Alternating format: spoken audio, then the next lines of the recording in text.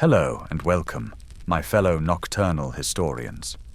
Tonight, we're beginning a long, quiet journey through a single year in the life of a medieval peasant. It will be slow, soft, and unhurried. You won't find grand battles or royal decrees here. Just the hush of snow underfoot, the crackle of a damp fire, and the quiet endurance of someone trying simply to survive. If you're listening under the covers or nodding off at your desk, I hope this brings a bit of warmth and calm to your evening. Before we begin, I'd love to know where in the world you're tuning in from and what time it is for you right now. Are you wrapped in blankets? Are your feet cold? Tell me. And if this kind of storytelling keeps you company through the dark, click subscribe, leave a comment, and let me know which detail lingers with you after sleep comes. Now dim the lights, maybe turn on a fan, and settle in. The year begins with cold.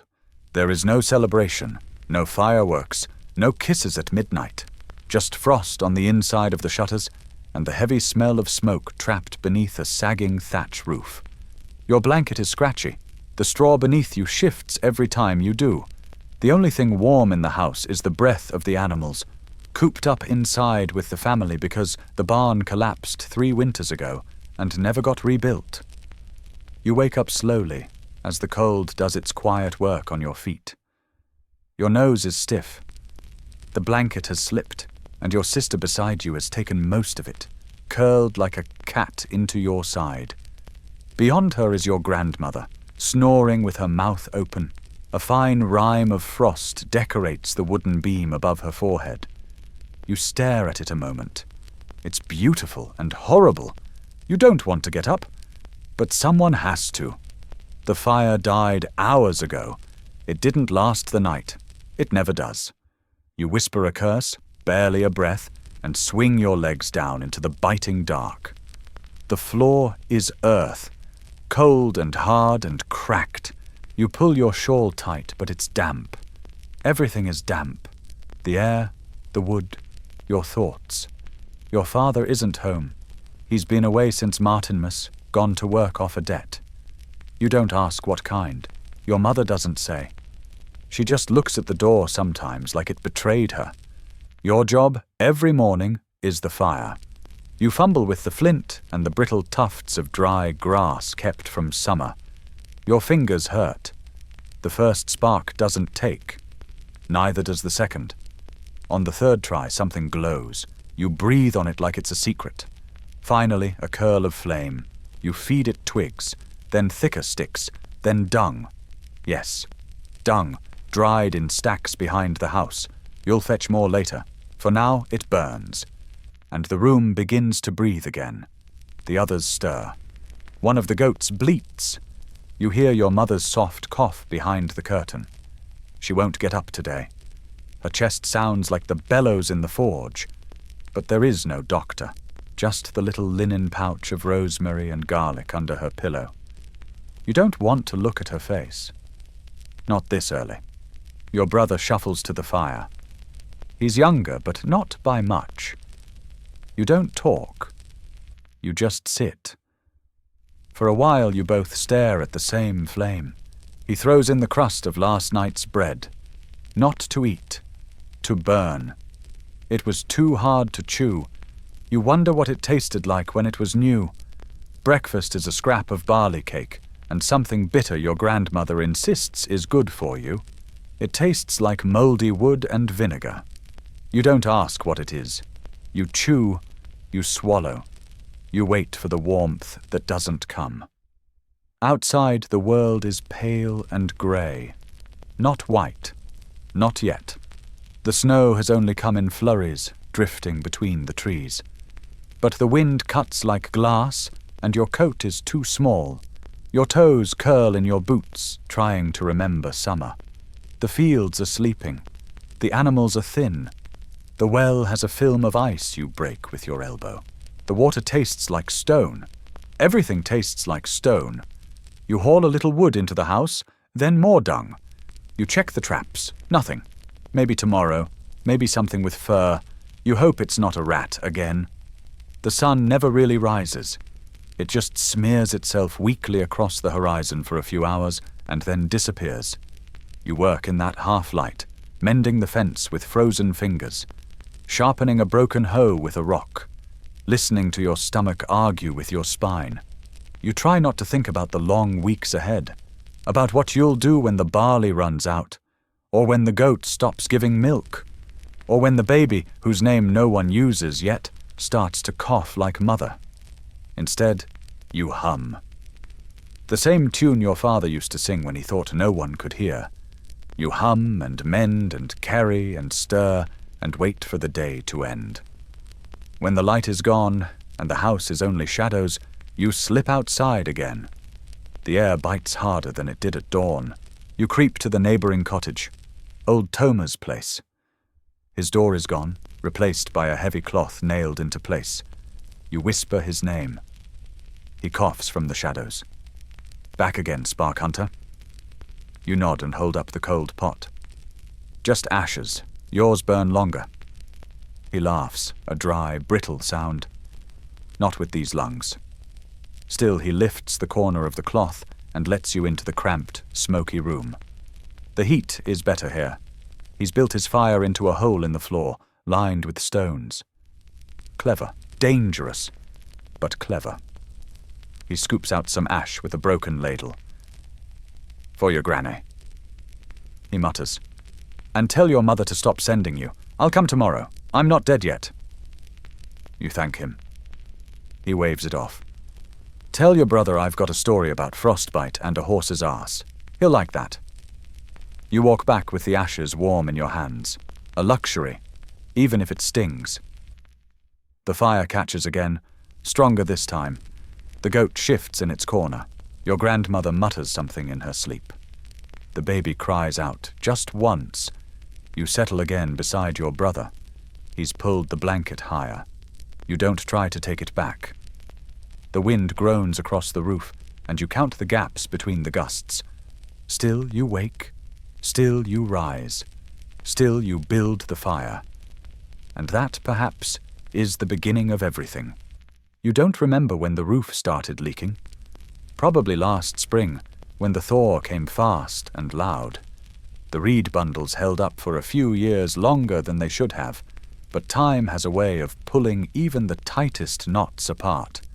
Now, each night, you try to sleep while listening to a slow drip land somewhere near your grandmother's head. You shoved a rag into the thatch weeks ago, but it's frozen stiff, and still the dripping continues. One day soon, it will become a hole. You tell yourself you'll fix it tomorrow. You've been telling yourself that since All Saints. Outside, the ground crunches under your boots, not with snow, but with ice-smeared mud and cracked straw. The sky is the color of pewter and smells like iron. Crows watch you from the fence posts, their beaks frosted, their bodies hunched like judgmental old men. You glare back. They do not move. In your arms is a basket of things that no longer matter. Broken spoons, a dented kettle, the cloth lining from an old jerkin. Useless to wear, but burnable. Everything becomes fuel now, even memories.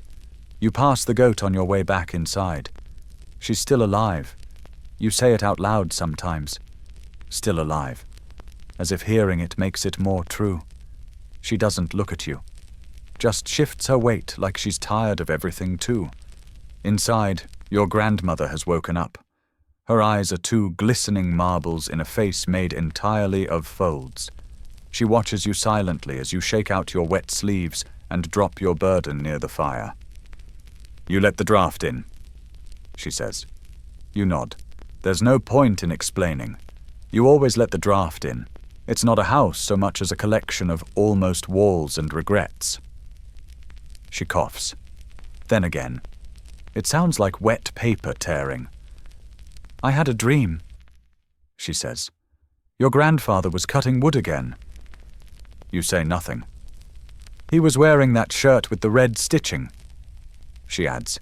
He always said red kept the spirits out. And the splinters. She smiles briefly. Then coughs until she wheezes. You stir the fire and pretend it doesn't sound like goodbye. That afternoon, the sky releases a soft flurry.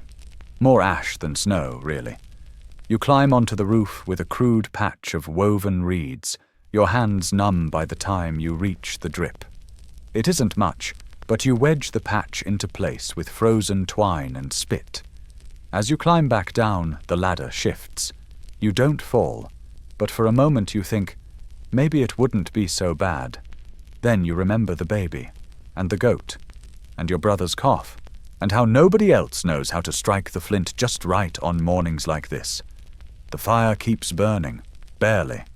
You sit beside it after patching the roof, your hands wrapped in the sleeves of your coat like bones inside a sack. The goat is asleep. Your brother is drawing shapes in the soot with a stick. The baby has stopped whimpering. The house is quieter than it should be. Too quiet. Your eyes keep drifting toward the door. It hasn't opened in 61 days. You used to think of your father as large.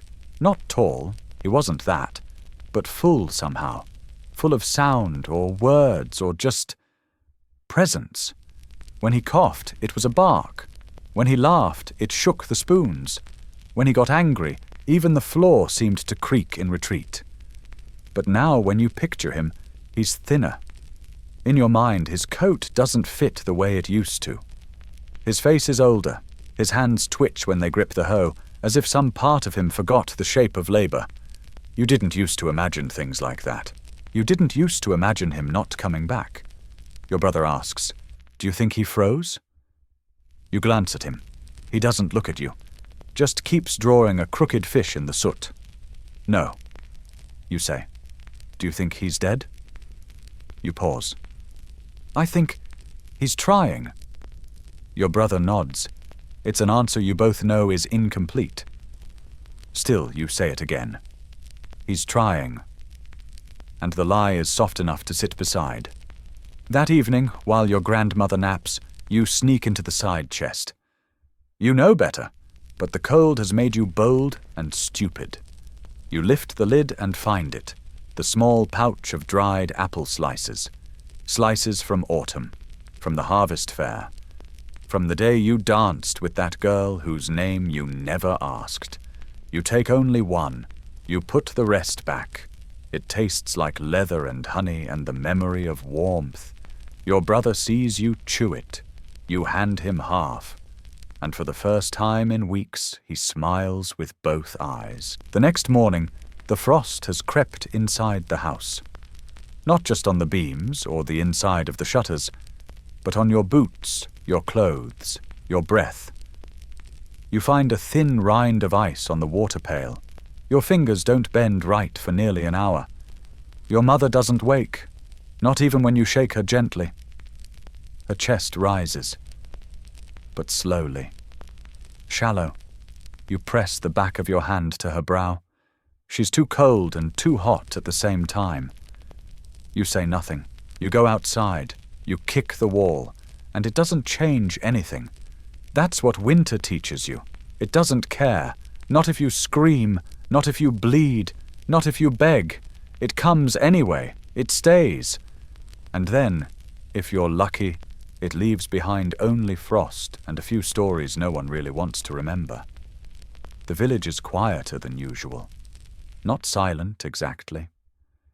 There's the creak of frozen beams, the soft bleating of goats, the occasional bark of a half-starved dog echoing down the muddy lane. But the voices are gone. The chatter, the arguments, the singing. It's like the cold has stolen the need to speak. You walk to the well with your brother.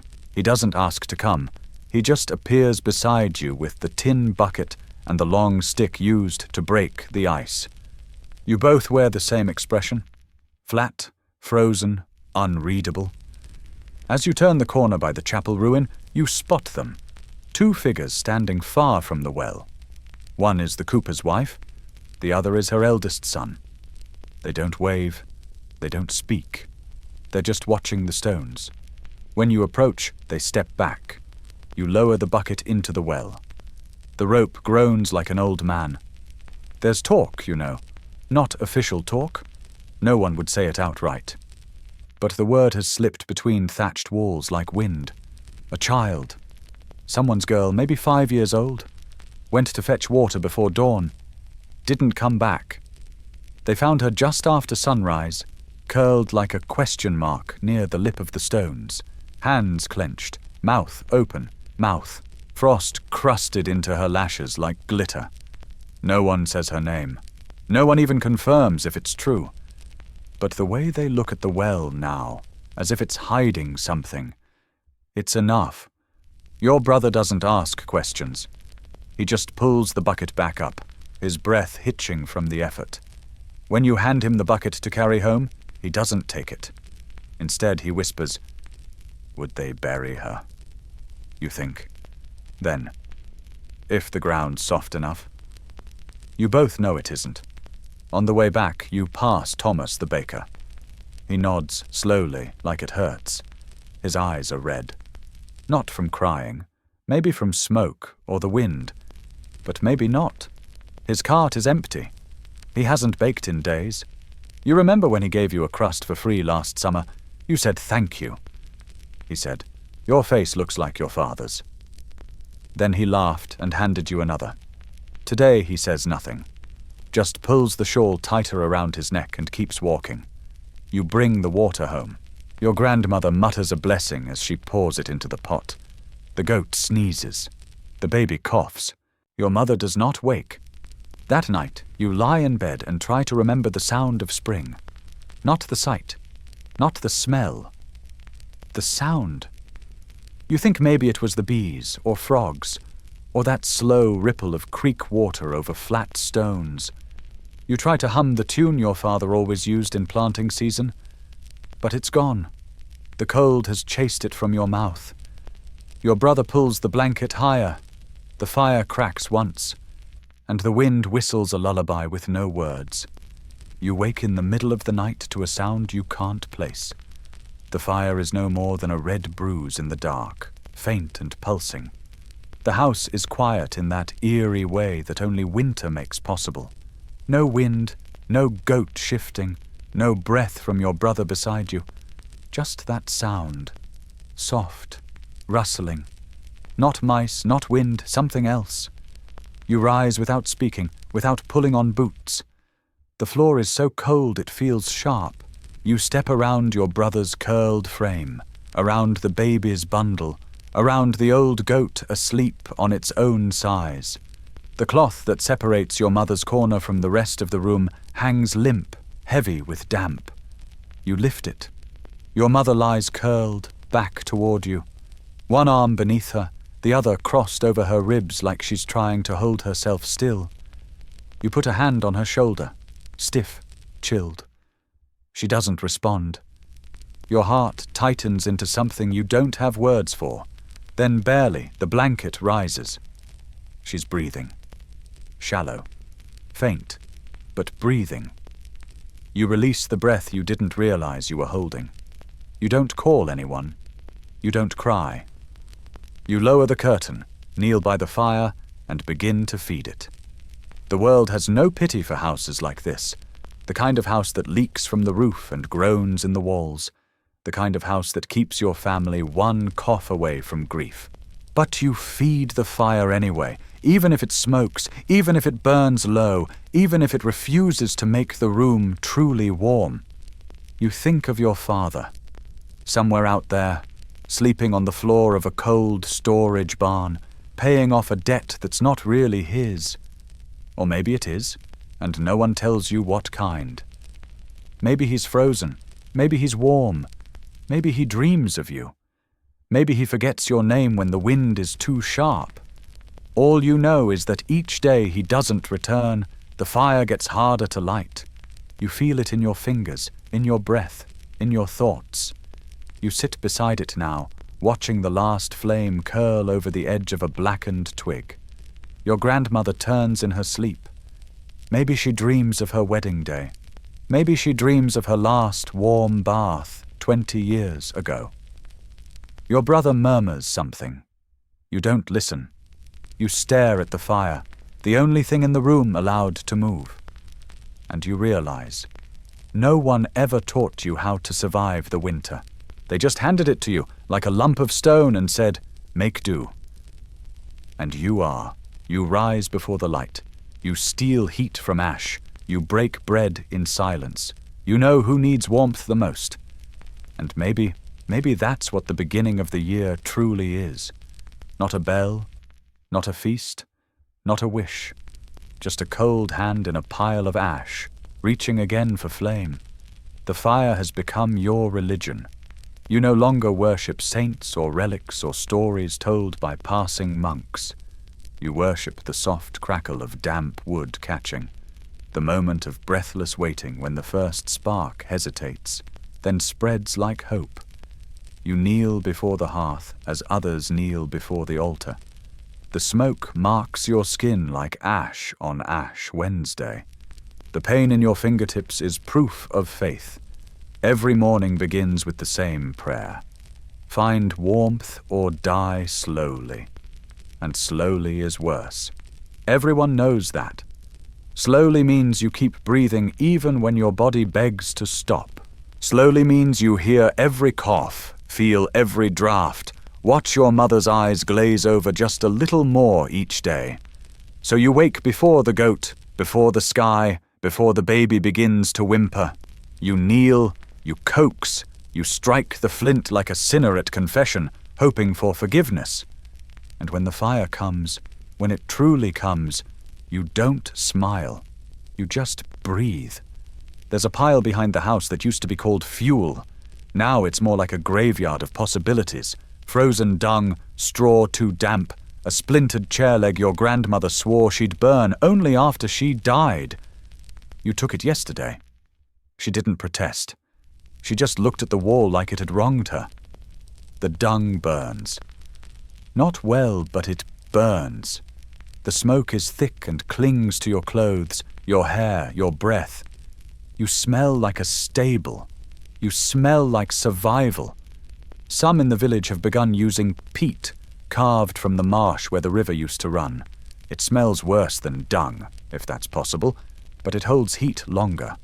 Old Thomas says it's like burning the memory of a forest. He told you that while stirring his stew with a bone spoon, laughing like it was funny. You asked him if he had more peat. He said no. Then handed you a half-burned stick and said, "Here, this still remembers fire." You crouch by the hearth, watching the smoke curl upward, slow and sticky. It doesn't rise clean like in stories, not like the castles with tall chimneys and applewood logs and pot-bellied kitchen fires.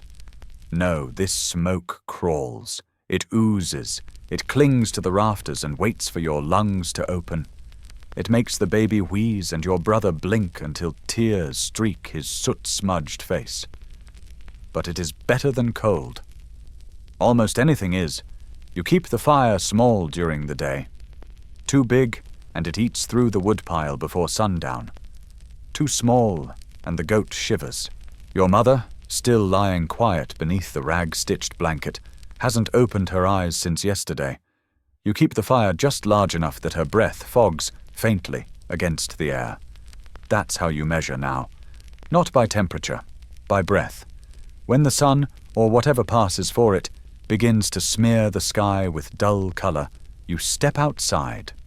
The frost crunches underfoot like old bones. Across the lane, a neighbor is breaking apart a wicker basket with a hatchet. Fuel. The basket probably once carried apples, or turnips, or maybe nothing but dreams. Now it's just fire. Everything is, if you're desperate enough.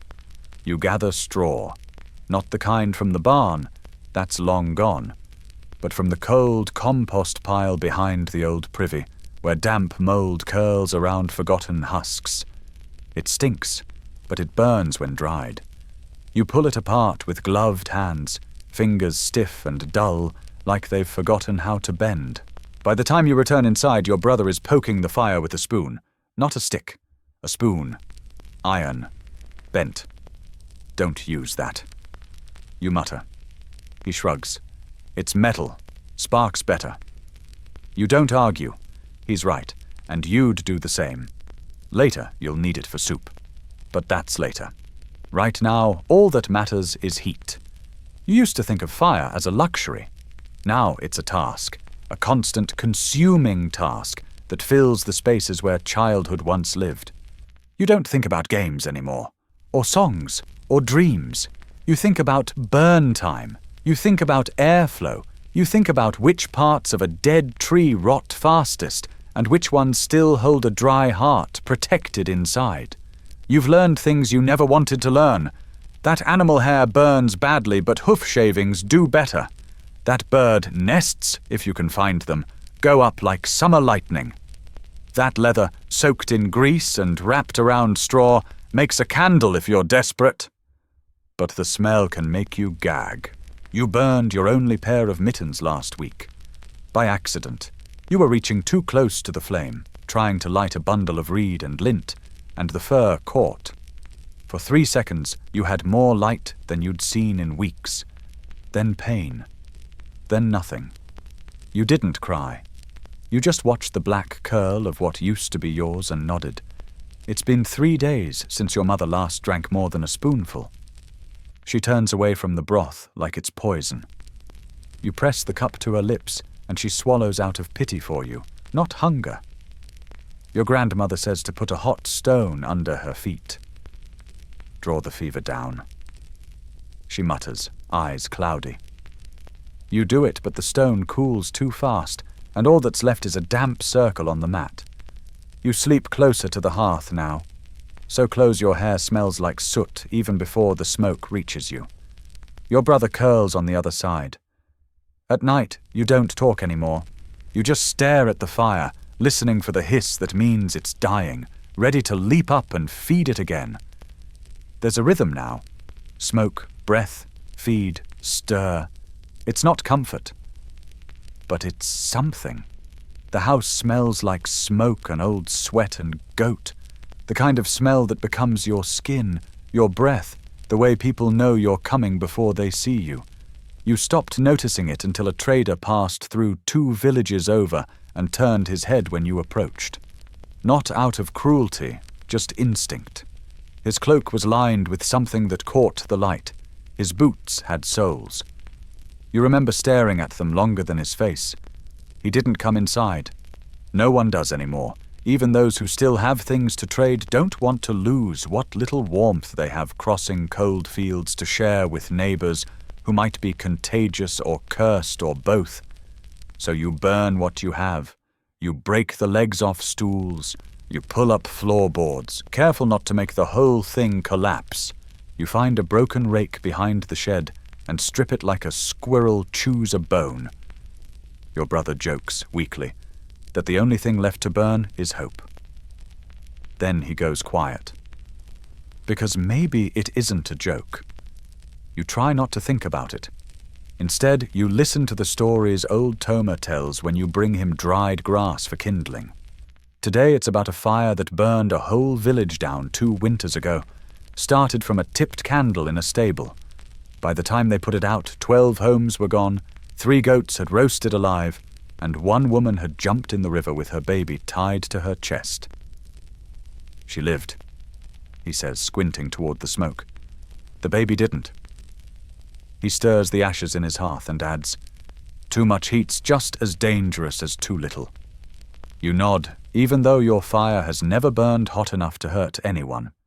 You return home with your hands black, your cheeks stinging. You keep your mouth shut, because, you know, tomorrow you might be burning the last piece of the door. The baby's cough is worse at night. It isn't loud, not yet, just a kind of ragged hitch that pulls the air wrong through his chest, like a door that won't shut all the way. You've tried everything, wrapping hot stones in cloth, boiling the bitter herbs that taste like shoe leather and sulfur, even letting your grandmother whisper those nonsense prayers in a language no one's used since the plague. Nothing helps. He wheezes through the dark like he's being slowly folded from the inside out. You light the fire twice in one night. The second time, it doesn't want to come. The flint slips in your hand, your palm already blistered from chopping kindling with a blade that lost its edge in another century. The straw is damp. You blow until your lips crack. When the ember finally flares, it takes you 3 full minutes to realize you're crying. Not from sadness, from smoke. The next day you find a new pile of ash near the path between your house and the blacksmith's. Still warm. Someone burned something large, maybe a bench, maybe a door, maybe a memory. You don't ask. No one does. You return with a sack of the cooled remains. Ash has become currency. When food is gone and wood is wet, ash can be mixed with fat to make soap, spread to soak up filth, even used to line the bottom of a cracked pot to stretch stew that's more water than substance. You pour it carefully into a clay bowl and cover it with a cloth like it's bread dough. Later, your brother asks if he can sleep closer to the fire. His lips are blue around the edges. You don't answer. You just pull his blanket over near yours. The floor is getting thin where you both lie now. You can feel the shape of frozen stones under your spine. The fire doesn't reach that far. Nothing does. You dream of burning something you can't name, something important. When you wake, the smell of ash is still in your throat, thick like guilt. The fire went out once before, years ago, when you were too young to understand what that meant. Your father had left early, before light, and no one thought to tend it. By the time your mother stirred from her straw mat, the last coal had turned to dust. You remember her face when she saw the empty hearth. Not panic, not even anger, just fatigue. Like she'd dropped something heavy and knew she'd have to pick it up again. That day she sent you running to 6 different houses. Some didn't open their doors. Some didn't have fire left to give. You finally found a woman named Maud who let you kneel by her hearth with a clay jar while she muttered that children shouldn't be given responsibilities they don't understand. You nodded and took the coal anyway. It cracked on the way home, broke into 3 pieces, only one still hot. But it was enough. Now it's your turn to keep it alive, always, every day. You poke it with whatever wood you haven't already burned. You feed it splinters and straw and hair from a comb. You whisper to it when it shrinks too small. You watch it like it's a child that might wander off. And still tonight, it flares too high. You're half asleep when it happens, just a snap, a pop, and a flurry of sparks that catch on a bundle of reeds too close to the edge. It doesn't blaze, not fully. But the smell changes. Smoke turns sharp. Your eyes open before your mind does. Your brother is already sitting up. He says your name. You grab a bucket with barely a mouthful of water in it and toss it anyway. It hisses. Steam. You slap at the edge with your blanket, smothering the curl of orange before it can reach the wall. The baby starts to cry. The goat kicks. Your grandmother groans and rolls over without waking. The fire settles again. You sit, shaking, on the dirt floor with ash on your cheek and the taste of fear in your mouth. You think of old Toma's story. You think of the woman in the river, and you think maybe too much heat is just as dangerous. So now you build smaller fires, not weaker, just wiser. You feed them with respect, not desperation. You sit beside them, not over them. You don't demand warmth, you request it. And each time the flame answers, you whisper thank you, not to God, not to saints, but to the fire itself. Because in a world this cold, fire is the closest thing you have to mercy. No one in your family calls it dung anymore. It has too much dignity for a word like that. They call it fuel sometimes, or simply it. They talk about it the way people talk about weather or death, not with reverence, but with resignation. You gather it with your hands wrapped in cloth, pretending you don't mind the frozen crust, the smell that sticks even after a river washing. You pile it into a basket that used to hold onions and hope that none of it is still damp. Wet dung doesn't burn, it hisses, it smokes, it resists. In the summer, you and your brother walk behind the livestock with wooden paddles, scooping the fresh stuff, laying it flat across the drying stones near the edge of the field. You watch it harden in the sun like mud pies. You learned to flip them without cracking the edges. Your father said that was a skill worth keeping. That was before he left. Now it's winter, and every brick of dung is gold. When you open the crate where you keep them, the steam that rises is not warmth, just memory. A reminder of the sun that's long gone. You keep the best pieces for the hearth and the worst for the stove in the side room, where the goat sometimes sleeps. Your mother used to complain that the smoke made her eyes burn, but now she doesn't complain about anything. She hasn't had the strength. Bread is no better. You cut it with a knife that grinds against the crust like stone on stone. Inside, it's grey, dense. It smells like damp cloth and old bark, the kind of bread that bruises your gums, the kind that tastes like dust and delay. It was made with barley and something that might have been lentils, but no one's sure anymore. You chew it slowly because there is nothing else to do, and because you're afraid to finish. You chew the bread slowly, not because it's rich, not because you want to savor it, but because you're afraid of what happens when it's gone. The edges tear at your mouth like broken pottery. Your gums ache afterward. Your grandmother soaks hers in weak broth when she can, but even that feels like a waste. The broth itself is more memory than substance. Water boiled with garlic skin, maybe a peel of onion, sometimes a hint of something green if luck allowed it back in summer. You chew while looking at the fire, watching the dung smolder. The smell has become invisible now. It clings to your hair, your teeth, your tongue. It isn't just around you. It is you. Every shirt in the house smells the same. Every blanket. Even your breath carries it. And still you keep feeding the fire because without it, there is no breath at all. Your brother asks if the bread is different this time. You shake your head. He nods anyway and says it feels softer. You know he's lying and so does he, but that's what kindness has become. The shape of lies that hurt less than silence. You tear the remaining heel in half, give him the bigger piece, and he doesn't thank you. That's not rudeness. That's just reality. You've stopped thanking each other for things that are necessary. Outside, snow has crusted the top of the dung piles. You lift the bricks carefully, brushing ice from their edges, trying not to lose the dry layer underneath. The ground underneath them has hardened like iron, and your boots scrape against it like bone on stone.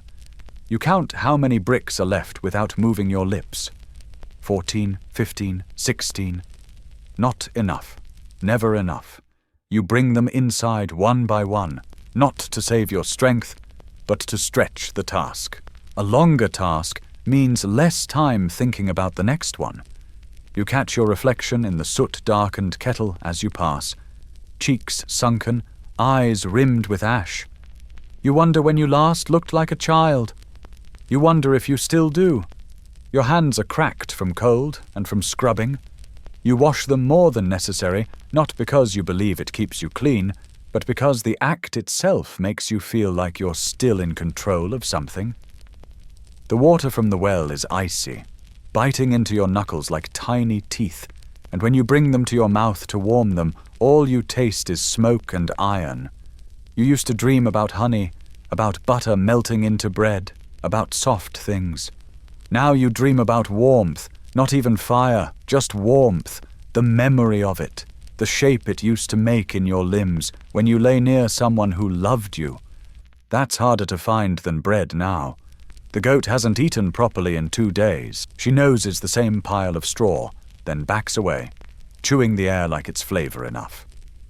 You know what that means. You tell your brother not to look when you tie a cloth around her belly to keep her warm. You don't tell him she'll probably stop producing milk soon. He's too young to understand what it means when survival becomes subtraction. Not what you have, but what you can lose and still continue breathing. The baby cries on and off. You don't know if it's hunger or cold or just the way babies mark time. You dip your finger into the thin barley paste your grandmother scraped together and let the baby suckle on that. His eyes are red. His breath rasps like a bellows too tired to pump. You wish you could give him your portion. But you're the one who fetches, you're the one who burns, you're the one who stays up when the fire smokes black and refuses to catch. In the corner, your mother shifts and coughs once, a deep, dry sound that doesn't end so much as trail off. You glance over. She's awake, but barely. You try not to hope. Hope is the cruelest thing when the bread's almost gone. You kneel beside her with the broth, more gesture than meal, and lift the spoon to her lips. She doesn't open her eyes, but she swallows. Once. Then again. That's enough to make your chest tighten with something you don't name. You remember how she used to shoo you away from the hearth for standing too close. Now she barely knows if you're near or gone. Her fingers are thinner than twigs, and her breath smells like old onions. Still, you press the spoon to her mouth again. Ritual is all you have left. She drinks. The baby cries again. You don't move. The goat shifts.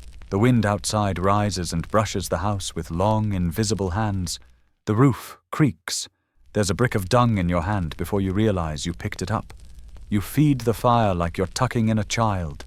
Slowly, with care. You watch the edge catch. Smoke rises. Your brother coughs in his sleep. You stir the ashes. You press the bread heel to your lips and don't bite. You just hold it there, softening it with breath, pretending that it matters what it tastes like. You dream that night of something soft.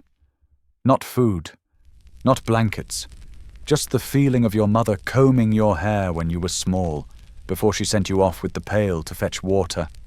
The way her hand would rest on your head like a roof you could carry with you. You wake to silence. No baby's cry. No fire. You sit up and find the coals gone to grey. The house breathes around you like something old and waiting. You rise again. Before the light. Before the goat. Before the sky. And begin the morning's work with ash on your fingers, a hollow in your belly, and a name for what you're doing that no one says aloud. Surviving. The flint slips twice before you get a spark. You bite the inside of your cheek, not from pain, but to keep from cursing. Words waste heat. You hold the bundle of straw close and blow gently until it glows, then feeds on itself with a dry hiss. You add dung, then twigs, then the crust of bark you peeled from the old pail yesterday. The fire stirs like something ancient waking from sleep. You sit back, breathing the first warmth of the day. Your brother wakes next. He shuffles toward the fire, wraps the blanket tighter around his shoulders, and crouches beside you without a word. The way he moves reminds you of animals that have gone too long without food. Cautious, minimal, aware of how much effort every gesture costs. He doesn't ask if there's anything to eat. He just watches the flames. The bread is gone. That's a fact, not a tragedy. What you have instead are scraps, the corner of a crust, the heel soaked in water, a lump of barley paste hardened into something like wood. You divide it without looking. You give him the piece with fewer splinters. Outside, the snow is melting slightly. Not enough to give hope, just enough to turn the paths to muck. The piles of dung you stored under the eaves have started to steam where the sun hits them. That's good. It means they'll dry faster. It also means the smell is worse, rising through the cracks in the walls and settling into your throat like something alive. Your grandmother asks for broth with her eyes. You nod and pretend the pot on the hearth holds more than flavored water.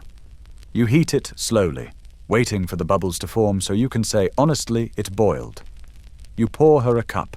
She drinks it like it's wine. You envy her for that. Then she says, voice quiet and sharp as a nail, "Tomorrow you'll burn the stool." You blink. It's the last one. She nods. So, burn it slow. You carry her cup back to the hearth and stare at the stool. 3 legs, one cracked, one scorched from where a coal rolled underneath weeks ago. You remember sitting on it as a child, your feet not touching the ground, Your father laughing from the doorway as he carved it from a slab of scrap oak. Now it's firewood. Not yet, but soon. You want to argue with your grandmother. You want to say the stool is useful, that it holds things up, that it's more than just wood. But she already knows that. That's why she said it. Not because she's cold, but because she knows there's nothing left to choose between anymore. Not tools and survival, not memories and heat, only fire. Or none. You go outside to think, which is strange, because it's colder out there than in. But sometimes the air feels less heavy when it's moving. Your breath leaves your body like smoke, curling up past your nose into the low sky. You walk toward the old hedge near the back fields. Not for anything. Just to walk. Just to make your blood remember it's supposed to move. There, at the edge where the dead nettles grow, you see tracks. Rabbit, maybe. Or fox. Too small for the butcher's dog. Too delicate to be hopeful. Still, your body tightens in recognition. Meat. Or at least the idea of it.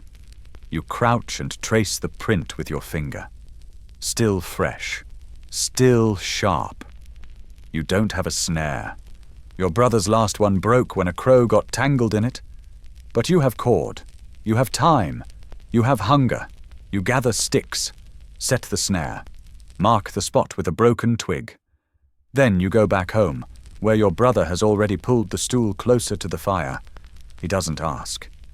You don't stop him. He hands you a leg, and you feed it to the flame. The baby's cough no longer comes in bursts. It hums beneath the silence now, a constant little rattle like dry peas in a wooden bowl. No one mentions it, not because they don't hear it, but because there's nothing left to do. You tried the old remedies. Garlic in cloth, boiled elder bark, even the burnt wool trick your grandmother swore by when her own daughter wheezed through the winter of '62. None of it works. Now the baby just breathes in short, soft clicks, like a clock running out of seconds. You take turns keeping watch. Not to save him, but so he doesn't go alone. The goat has stopped making noise. She eats what you give her, slow and without looking up. Her sides are hollowing out. You tell your brother she's fine. He nods like he believes you, but he checks the rope at her neck more often now. Not to keep her from running. She couldn't. Just to know she's still there.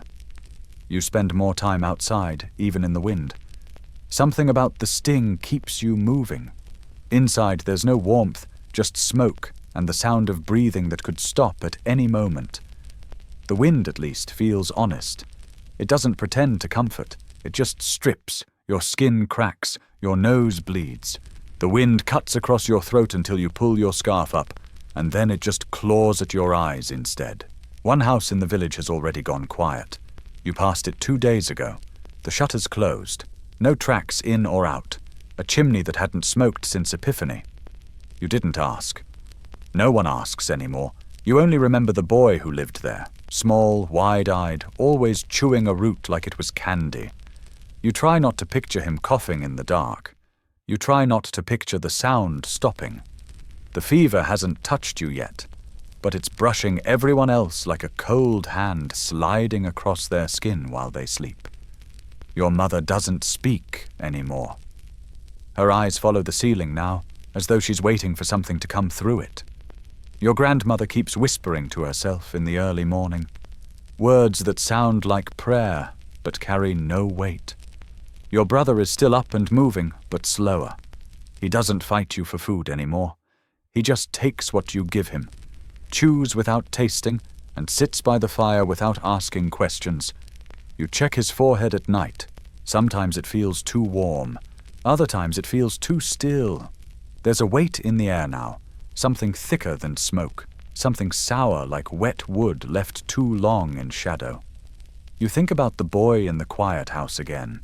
You think about how fast things unravel once the coughs start lining up in pairs. No one wants to talk about it because words make it real, and real means it's coming for you next. The village healer hasn't been seen in a week. Her door is barred from the inside, and no one knocks. You walked past once, slowly, and listened. Nothing. Not a sound. Not even the shuffle of a bowl or the breath of a dying animal. Just silence.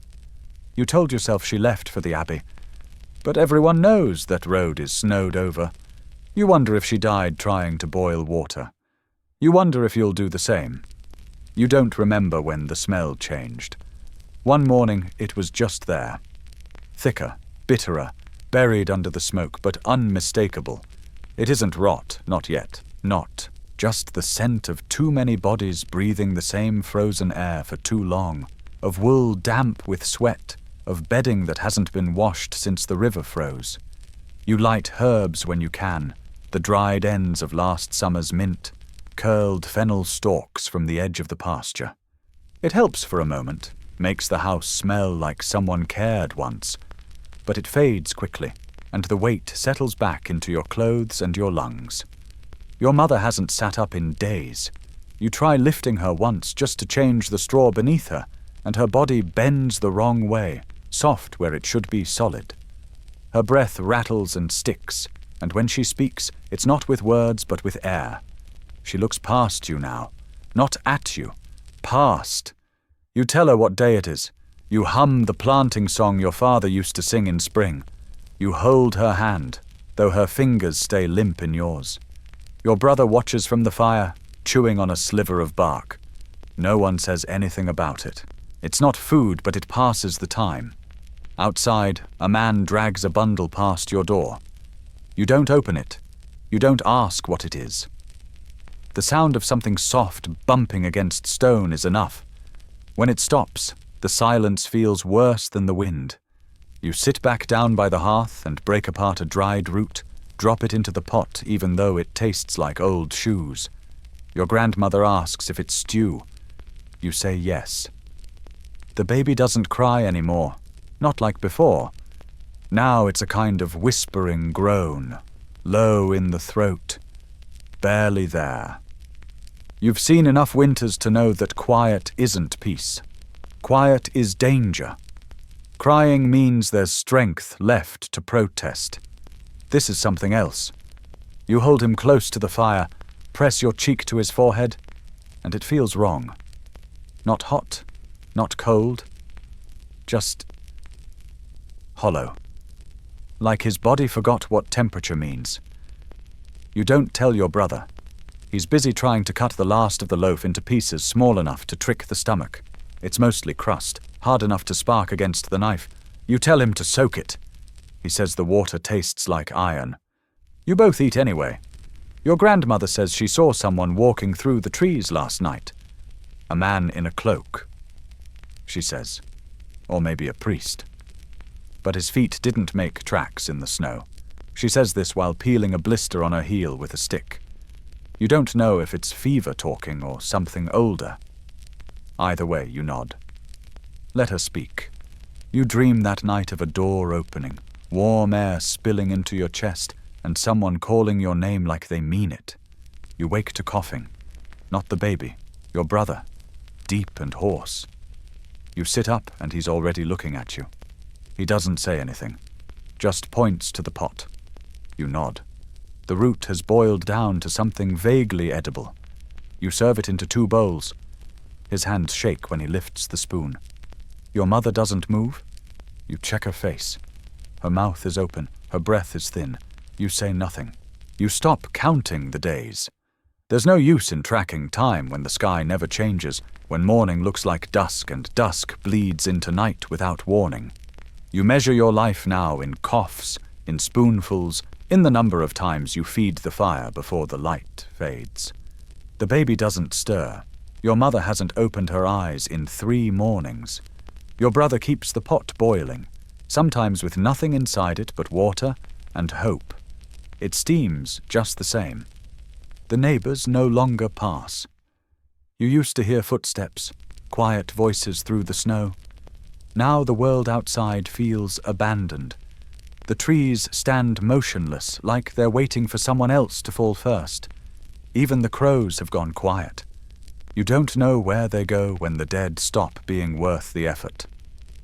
Your grandmother hums now, tuneless and without pause. She sits near the fire, rubbing her fingers over the same knot of thread, as if it holds a memory she can't let go of. You ask her if she wants tea. She nods, though there's nothing left to steep. You pour her hot water in a cracked cup. She holds it like a newborn. That evening, the wind returns. Not gentle, but loud, battering the house like a fist trying to get in. The shutters rattle. The roof groans. You shove a blanket into the cracks between wall and frame, then sit with your back pressed to the door, just in case. Your brother coughs through the night, deep, dry, until his ribs hurt.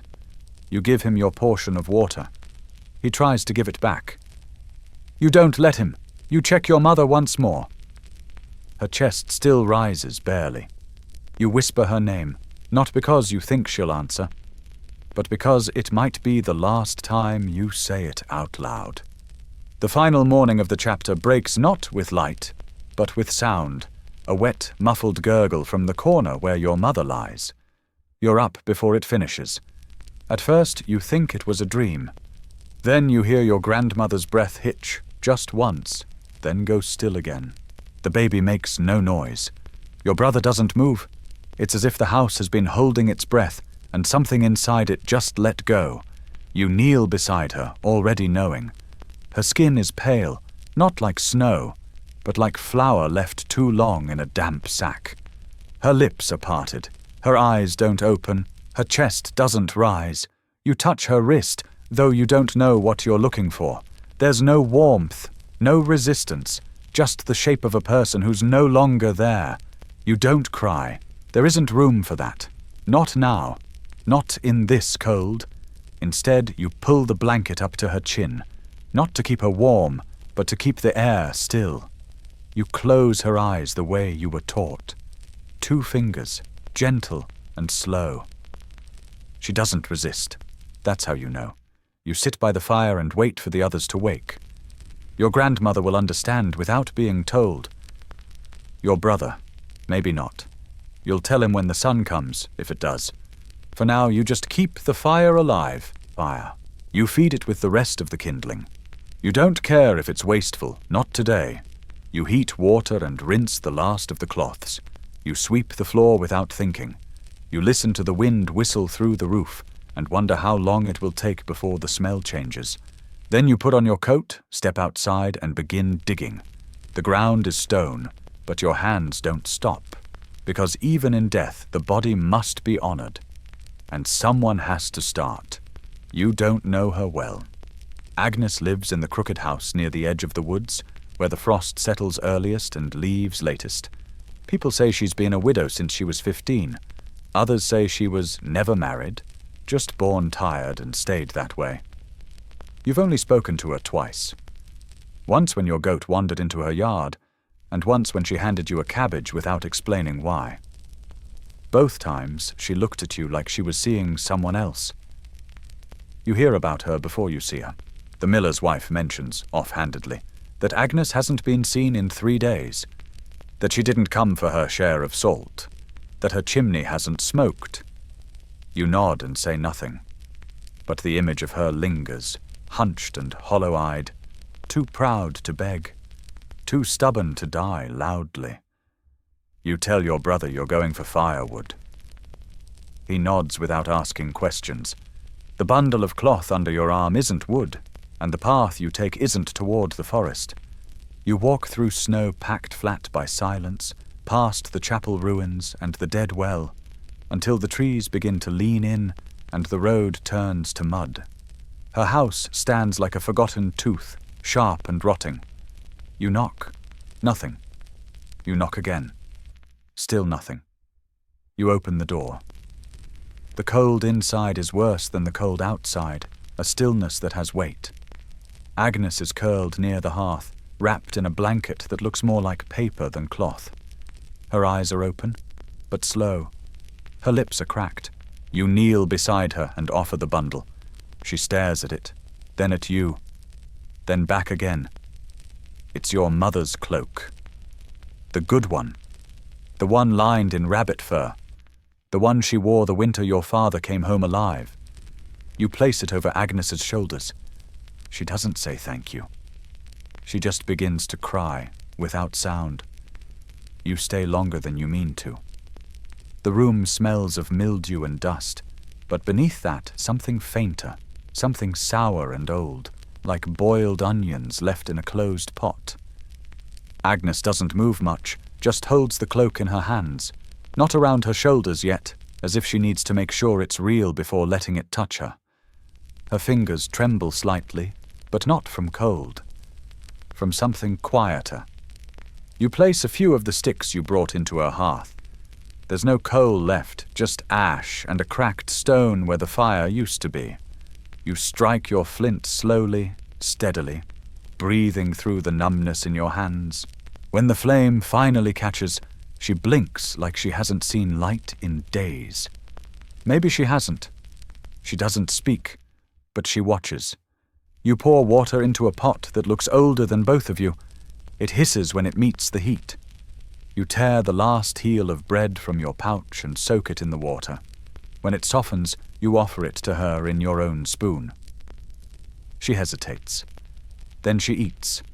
Each bite takes time. You say nothing. Not because there's nothing to say, but because the wrong words might break the quiet in the wrong way. Outside, wind slips through the holes in the walls and sings through the rafters. She closes her eyes, just for a moment, as though the warmth has stolen her back from somewhere further away. You tuck the cloak tighter around her, gently, and when your hand brushes her shoulder, she grips it suddenly. Not to stop you, but to anchor herself. Her skin is thin as paper, but her grip is strong, like someone who's not ready yet, like someone who thought no one was coming. She lets go of your hand slowly, like she's afraid you'll vanish the moment she does. You sit back beside the hearth as the fire catches and begins to breathe. The light flickers over the stone walls and the wooden beam above her head, where someone once carved a cross, now worn smooth. She's still holding the spoon in her lap. The bread is gone, the broth long since swallowed, but she cradles it like it's something precious. You know what that feels like, to hold on to a thing just because it meant a moment didn't hurt. After a while she speaks, just one word. Why? You don't answer. Not at first. You stare into the fire and listen to it shift, wood splitting softly as it burns. Then you say, because she would have done the same. You don't say her name. You don't need to. Agnes nods once, and you can see in her eyes that she knows who you mean. The room warms slowly, reluctantly. Like even the heat isn't sure if it belongs here. Agnes leans back against the wall and wraps the cloak finally around her shoulders. It fits. Not perfectly, but enough. She closes her eyes again, not to sleep, but to rest in a way you rarely see anymore. A kind of stillness that doesn't mean surrender. Just survival. Just for now. You stand after the fire has settled, leave a few more sticks near the hearth, and set the pot where she can reach it. Before you go, she opens her eyes and looks at you. There's no smile, no gratitude, just something stronger, recognition. As if for the first time, she remembers that she is not the last person alive. You walk back through the woods without hurrying. The wind cuts your face, but your hands are warm. You don't go straight home, not yet. The path curves past the old well, half filled with snow and silent as always, and you pause there, leaning your hand on the stone rim slick with frost. For a moment, you wonder what the water beneath looks like this time of year. Black and still, maybe, or frozen so solid that even reflections can't escape. You breathe into your palms, rub the chill from your fingers, and look toward the hills where the sun hasn't been seen in days. Not properly. It only brushes the sky now, then slips away like it's ashamed of what it finds here. When you reach the edge of the village again, someone is watching. Not closely. Just enough to know you're moving. Enough to wonder where you've been. The kind of watching that replaces words when speaking feels too risky. You nod once, and the figure turns and disappears into their home. That's enough. Inside your house, the air is thick with old smoke and boiled bark. Your brother is sleeping, curled up near the hearth with his hands tucked beneath his chin. The goat lies flat, not asleep, but resting. Your grandmother lifts her head when you enter but doesn't speak. She looks at the empty space beside her, the one your mother used to fill, and then looks back at the fire. You say nothing. You sit. Later, when the broth is reheated and your brother eats his share, you tell him about Agnes, about the fire, about the cloak. He doesn't say anything. He just nods slowly, and for the first time in a long while, you see the lines of worry soften on his forehead. He leans against your shoulder after the bowl is empty and doesn't move away. You both sleep that night with your backs to the fire, and the house, though still cold, does not feel as empty.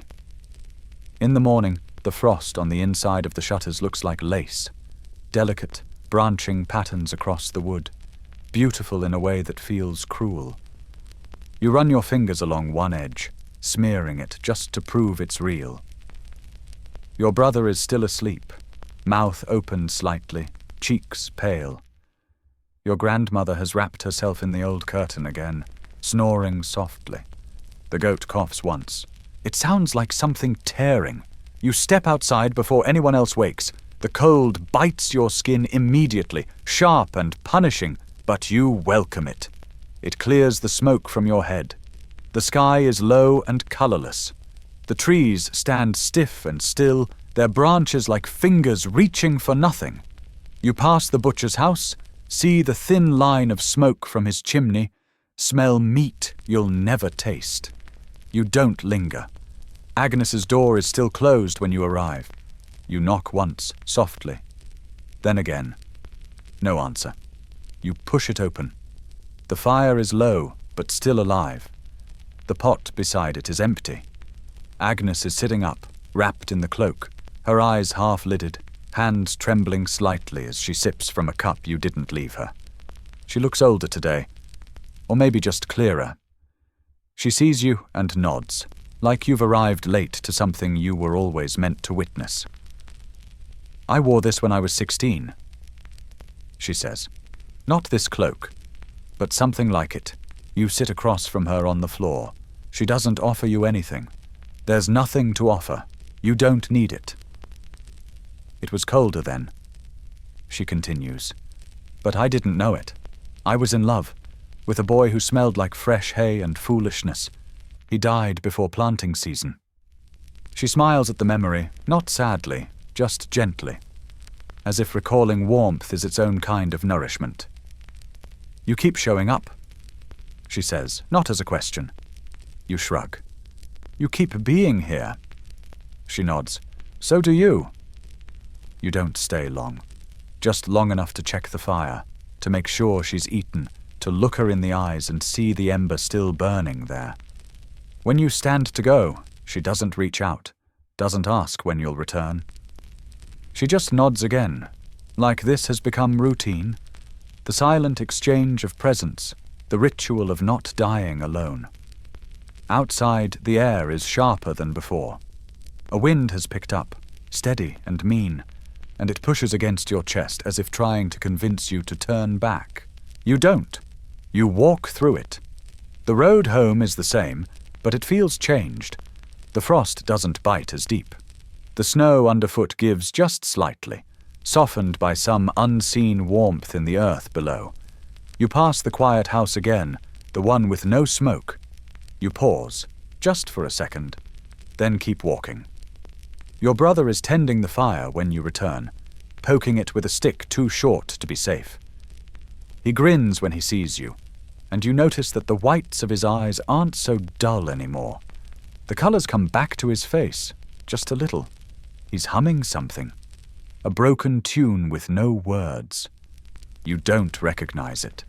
That's what makes it beautiful. You sit. The goat sneezes.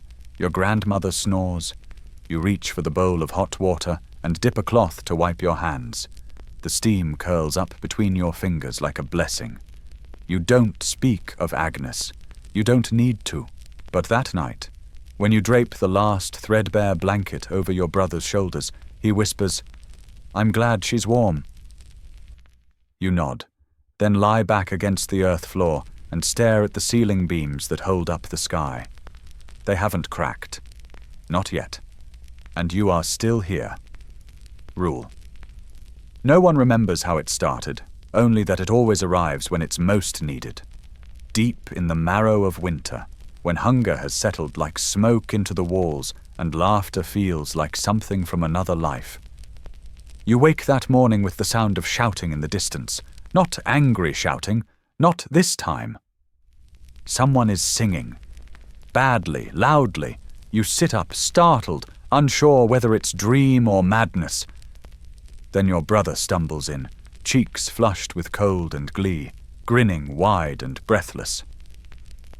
"They've crowned old Brant," he says, half laughing. "He's the Lord of Misrule." You blink at him. "Brant the pig farmer?" "Brant the king today." You follow him outside, pulling your coat tight. The air is bitter, but it carries the scent of something unfamiliar. Roasted onions, maybe. Or meat. Or just the illusion of it. The villagers have gathered in the square, bundled in rags and furs, laughing like they aren't starving. Brant stands on a wobbly barrel, wearing a crown of dried turnip greens and a cape made from stitched-together flour sacks. His scepter is a wooden spoon. His beard is dusted with frost and crumbs. He raises his arms like a priest and bellows, "I decree no chores, no silence, and no sober faces!" The crowd cheers. Your brother whoops. And for one day, one brief, ridiculous, beautiful day, no one talks about hunger or death or the fire that died in someone's hearth last night. They dance instead. They sing, off-key and loud. They drink thin ale warmed over smoke and pretend it's wine. They throw scraps of bread like confetti and laugh when the goats chase them. Even the elders smile. Even you. The rules don't matter today. Brant declares that children may order their parents to dance, and they do. Stiff-limbed and clumsy, feet sliding on packed snow as little hands pull them into awkward circles. The baker's apprentice, usually quiet as a mouse, walks through the crowd with a ladle like a royal herald, announcing who must sing next. No one escapes. Even old Tomer is dragged from his corner by two laughing girls, handed a pot lid and told to perform. He does, beating out a crooked rhythm while singing a song about a lovesick goose and a knight who couldn't find his pants. It makes no sense. Everyone claps anyway. You watch from the edge at first, uncertain, arms crossed against the cold. But someone nudges you. The cooper's daughter, cheeks red, eyes bright. "Your turn," she says, offering a reed flute with only 2 working holes. You blow once, and the sound is awful. She grins. Perfect. The music is terrible, the dancing worse, but the joy is real, ragged and hungry and loud. For one day, no one asks what's for dinner. For one day, no one notices the empty pots or the missing faces. For one day, the poorest man is king, and the grief knotted in everyone's chest is loosened, just a little, by absurdity. When Brant rides a goat around the square like a war horse, shouting nonsense proclamations, "No one shall sneeze without applause," even your grandmother lets out a dry cackle. And when the Lord of Misrule declares a feast of imaginary delicacies, passing around bowls filled with air and pretending to swoon with delight, everyone plays along. You pretend too. You take a bite of nothing and say, "Too much garlic." Your brother snorts laughter through his nose, and for a few golden minutes you forget the cold entirely. As the sun dips behind the grey hills, the celebration doesn't end. It only changes shape. The villagers move indoors, crowding into the largest barn still standing, the one with patched walls and a smoke hole in the roof. Straw is spread across the dirt floor. Lanterns flicker in corners. A pot of something thin and steaming stands in the center, tended by 3 women who ladle it with theatrical ceremony into wooden bowls already stained by years of too little soup. You sit near the back, close to the wall where the cold seeps in, but the laughter echoes most.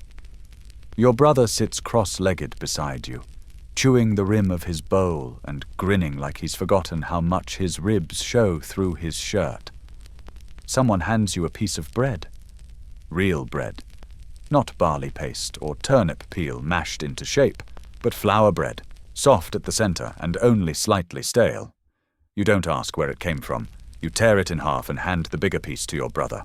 Brant, still cloaked in flour sacks and crowned in turnip greens, sits on a throne made from a broken cart, lording over the barn like a benevolent idiot.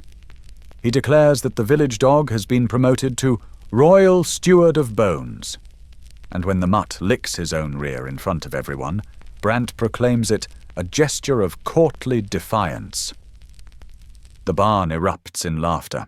You laugh too, chest shaking, not from humor, but from the shock of sound spilling out of you without pain. Later, when the singing begins, it's low and off-key and perfect. Not hymns, not work chants, just old songs, tavern tunes and harvest refrains, pulled from memories softened by time and ale. You sing along when you know the words, you hum when you don't, and for once, you do not feel alone. The fire in the barn crackles low, and though it offers more smoke than heat, no one complains. The smoke sticks to your skin, your hair, your clothes, but it carries with it the smell of people breathing together, of bodies close, of warmth shared, even if only borrowed. A boy passes around a jug of something sharp and sweet and definitely fermented. When it reaches you, you only sip, the taste burning down your throat like a reminder that you're still alive. Your brother coughs after his first swallow, but grins and says it tastes like rotten apples in the best possible way. Brant stands once more, wobbly now, one foot planted on the old cart throne, his arms raised high like a general preparing for battle. "I declare," he shouts, "that sorrow is banned, grief is illegal, and cold shall be punished by dance." He points at two villagers, the weaver's wife and the miller's son, and they both groan, then rise to a round of applause and begin the most awkward, joyful jig the village has seen since last midsummer. Your brother turns to you. Would she have laughed at this? He asks. You don't have to ask who he means. Yes, you say without hesitation. She would have made fun of Brant's crown. She would have tried to steal it. He nods, and his face shifts just slightly, from laughter into something close to grief, and then into peace. It only takes a breath. You rest your head against the wall behind you and close your eyes, not to sleep, but to hold on to this moment, this little pocket of absurdity carved into a season of survival. You wonder what it means that people can still laugh, that people still choose to, and you decide it means everything. The laughter lingers even after the barn empties. It clings to your clothes, follows you down the frozen path like a shadow that forgot it was tied to light. Your brother skips a little as he walks, just once, a burst of movement like his legs remembered how to play. You don't stop him. You don't say a word. You just walk beside him, the snow crunching beneath your boots, the cold biting your face more gently than usual, as if it, too, had smiled tonight. The house is dark when you return. The fire's gone to embers, but it's still warm enough to chase the bite from your fingers. Your grandmother stirs from her mat, blinking at the door, her voice raspy with sleep. You're back late, she murmurs. You nod. She doesn't ask where you've been. She doesn't need to. She can hear the difference in your breath. You feed the fire without thinking, then hand your brother the second blanket and press your feet close to his under the straw. He hums the same tune from the barn, quieter now, as if carrying it into sleep. You lie still, eyes open, watching the wooden beams above you creak under the cold. You think about the way Brant held court like a fool king, how the old women clapped off beat, how the bread was shared without guilt. You think about how easy it was to forget, for just a few hours, that there are no feasts left in your cupboard. And you wonder if that's the magic of misrule, not to make the pain go away, but to make space around it, to stretch the edges of suffering until laughter can slip in through the cracks. Maybe that's why the tradition never dies, because even in years when the barley fails, and the frost comes early, and grief sits heavy in every room, someone still stands up in rags and declares the world upside down. And for one day, everyone agrees. The morning after feels too quiet, like the air has forgotten how to carry sound. You wake to pale light sneaking in through the shutter cracks and the unmistakable stillness of a village returning to its hunger. Your brother sleeps longer than usual, his mouth slightly open, arms curled around the empty space where a bowl might have been. You let him be. Your grandmother is already awake, sitting by the hearth, stirring ash with the burnt end of a stick. She doesn't look at you. She just says, "The world's righted itself again." You nod, though you're not sure it ever tilted far enough. Outside, the square is scattered with footprints and straw. The goat that Brant rode now chews idly on a garland of wilted greens. A few children dig through the snow for the scraps of pretend food they threw in the air. The crown of turnip leaves lies half buried near the well, flattened by someone's heel. You don't pick it up. It's done what it came to do. You pass Brant on the path. He's quieter today. No longer king. His breath fogs around his beard, and he walks with a limp you hadn't noticed before. He gives you a nod, not like a ruler, but like a man who knows what it means to play the fool because there's no better armor. You nod back. Nothing more needs saying. Back at home, you kneel by the hearth and coax the fire into life again. It's harder today. The wood is damp. The dung smokes bitterly. But it catches. It always does, eventually. Your brother wakes as the light sharpens. He rubs his eyes, then smiles like it's a memory now. Like misrule really happened. And he doesn't need to ask if it's coming back next year. You stretch out beside him on the floor and close your eyes. Not to sleep, but to hold the warmth a little longer. The world has righted itself, yes. But for one night, you saw what it looked like turned inside out. And somehow, that's enough to keep going. The earth is still hard, but something underneath it has changed. You can feel it in your feet when you walk to the edge of the frozen field, in the way the wind moves differently across the soil. There's a tension now, not of death, but of sleep stretching toward waking. The snow hasn't melted, not really, but it no longer feels permanent. The sky remains grey, but thinner somehow, less like stone, more like cloth. It's Plough Monday. You don't mark it with celebration. There's no energy for songs, no food to offer, no garlands to hang. But you rise early, as tradition demands, and walk with your brother to where the ploughshare rests, rusted and still bound in its winter ropes. You touch it with one bare hand. Cold bites instantly. But you leave your palm there.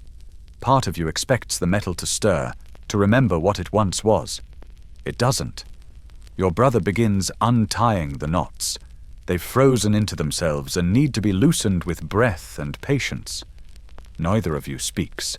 This isn't a day for words, it's a day for ritual. You loop the harness over the goat, even though you know she isn't strong enough to pull it. Not really, but you lead her to the furrow anyway. The first cut of the soil doesn't go deep. The ground refuses, but you press again. The blade skips, stutters, then finally breaks the crust. Just once. Just enough. A single, shallow line through snow-packed dirt. You both stare at it like it's a miracle. Your brother laughs, a quick surprised sound, like a bird startled into flight, and drops to his knees to touch the furrow with both hands. It's soft, he says. And it is. Not much, but enough. You take turns after that, not because the work demands it. The goat tires quickly, and the plough catches on every hidden stone beneath the frost. but because sharing makes the task feel less absurd. One line becomes 2, then 3, each more crooked than the last. The earth gives only a little, and only when begged. Still you push. When your hands cramp around the worn handle, your brother takes it, his breath clouding in the air as he leans his weight into the blade like he's wrestling with a memory. The goat doesn't complain. She only glances back once, her eyes tired but patient, like she too knows this is more ceremony than farming. By midday, your arms ache and your boots are soaked through, but there are 5 shallow furrows behind you. It doesn't look like a field yet. It looks like a promise made in hunger. Your grandmother stands near the doorway when you return, wrapped in the cloak you didn't know she still had. She squints toward the ridge, toward the cut in the snow. She doesn't say anything. But when you pass her on the way to the fire, she lays a hand on your shoulder. Brief, brittle, warm. Inside, your brother peels off his coat, teeth chattering. He doesn't speak either, just sits by the hearth, holds out his hands, and stares into the flame like he's asking it a question he doesn't want answered. You ladle out the last of the root stew and divide it. It tastes like dirt and bitter leaves. You eat it anyway. Outside, the light begins to fade, and the wind picks up. It carries with it the sharp, unfamiliar scent of thawing soil. Not spring, not yet, but close. That night, you dream of rows, neat, endless, curved like ribs along a spine, stretching across a field that glows gold, not from fire, but from the sun. Not the sun as it is, pale and veiled behind clouds, but the one you remember from last summer, when light was something that touched your skin without hurting. You wake before dawn, heart pounding, throat dry. The house is dark. The fire is out. Your brother sleeps beside the hearth, one hand still reaching towards the ash. You light it again, slow and quiet, feeding it with the last curl of straw you'd been saving for insulation. The flame catches on the first try. You take that as a sign, though you don't know of what. By the time the sky begins to grey, you're outside, again, holding the plough's handle, eyes fixed on the ground that refused you yesterday. The goat stumbles on the slope, nearly collapses, but steadies herself with a grunt. You whisper to her without thinking, some nonsense word your father used to say when the mule balked at river crossings. The goat keeps walking. You carve another furrow. Word spreads. You don't mean it to. But before noon, a boy from the far house comes trudging up the path, dragging a broken spade behind him. His hands are wrapped in strips of cloth. He nods once and starts digging next to your row. He says nothing. You don't ask. Later, 2 women arrive, sisters maybe, one carrying a bucket of compost, the other an armful of seed husks you suspect have already failed once before. They scatter them anyway. You all work in silence, not because it's sacred, but because talking would make it feel less real. The ground is stubborn, still half ice and mean, but the rhythm begins to settle in. Scrape, lift, breath, step. A ritual of movement stitched together by mud and hope. You forget your hunger for hours. And for the first time all winter, your hands hurt from something that isn't cold. The snow melts faster where the soil is turned. Not much, but enough to make the ridges glisten by afternoon. A woman passes by and calls it a miracle. You don't correct her. Let it be a miracle, even if it's just the sun remembering how to look down again. Your brother arrives with more twine, more strips of cloth, even an old belt to tie the goat's harness together where it cracked. He doesn't say anything either, just hands you a roasted beet wrapped in paper. Warm, soft, slightly sour. You don't ask where he got it. You break it in half and give him the bigger piece. You lose track of time. The sun begins to dip, and still you dig, even after the goat starts lagging. Someone lends you a second animal, lean, grey, quiet. You don't ask whose it is. You just hitch it to the plough, nod in thanks, and keep going. Your arms ache in a new way, not the dead heaviness of frostbite or fatigue, but the deep soreness that says your body is returning to itself, remembering muscle. More people arrive, not many, a handful. Each brings something: seeds, spades, ash, bones, stories. Not spoken stories, but the kind that show up in how they work beside you, how they turn the earth without complaint, how they pat the soil as if they're comforting a child. The rows start to look like real planting beds, crooked but clean. It isn't enough for survival, not yet, but it's something to lean on. When the light finally fails, you stagger back to the house with mud on your boots and fire in your legs. Your grandmother sees your hands and doesn't scold the blisters. She just ladles the last of the broth and gives it to you first. You eat with both hands cupped around the bowl. Your brother dozes with straw in his hair. The fire crackles louder tonight. Not because it's larger, but because you earned it. The wind returns in the night, tearing across the thatch roof like it's trying to peel the sky away. You wake to the sound of rattling beams and your brother pulling the goat's blanket tighter. The fire's burned low again. You reach for the dung pile, but pause. There's still enough warmth. No need to feed it more than necessary. Every scrap matters. You sit near the embers and breathe through your hands, flexing your fingers to ease the ache from yesterday's work. They're swollen, raw at the knuckles. But you smile anyway. You haven't bled from cold in 2 days. That's progress. In the morning, you find a small bundle left near your door. Inside, 2 turnips, a pinch of salt, and a scrap of cloth soaked in something that smells of pine and vinegar. A gift. No name. Just the fact of it. You tuck the cloth into a jar and boil the turnips slowly, sharing them into 3 bowls. No one asks where they came from. No one refuses to eat. Outside, the fields shine with meltwater. The lines you carved have softened, edges blurred. But they're still there. Grooves where life might soon grow. The goat follows you back to the plough without resistance. You both know the way now. By midday, the new patches are darker, richer, steam rising faintly where the sun kisses them. Your brother tries to whistle. It comes out broken, tuneless, but you laugh anyway. The sound is clumsy and short, but it lifts something inside you like steam from warm earth. One of the boys from the other end of the village brings compost in a bucket that once held soap. He pours it between the rows like he's feeding a mouth that hasn't spoken in weeks. When he's done, he nods once and walks off, leaving the bucket behind. No one steals the bucket, not even when the sun goes down. That evening, the house smells faintly of earth, rich, sour, living, not dung, not rot, just soil, the kind you want under your fingernails, not on your plate. You keep your boots on longer than usual, reluctant to break the connection with the land. Even the goat seems more alert, ears twitching, eyes brighter. Your brother says the sky looked bluer today. You didn't notice, but you nod anyway. Let him hold that color if he saw it. Your grandmother sharpens the old knife without speaking. It doesn't need to be sharp. There's no meat. But she runs it along the stone out of habit, out of memory, out of stubbornness.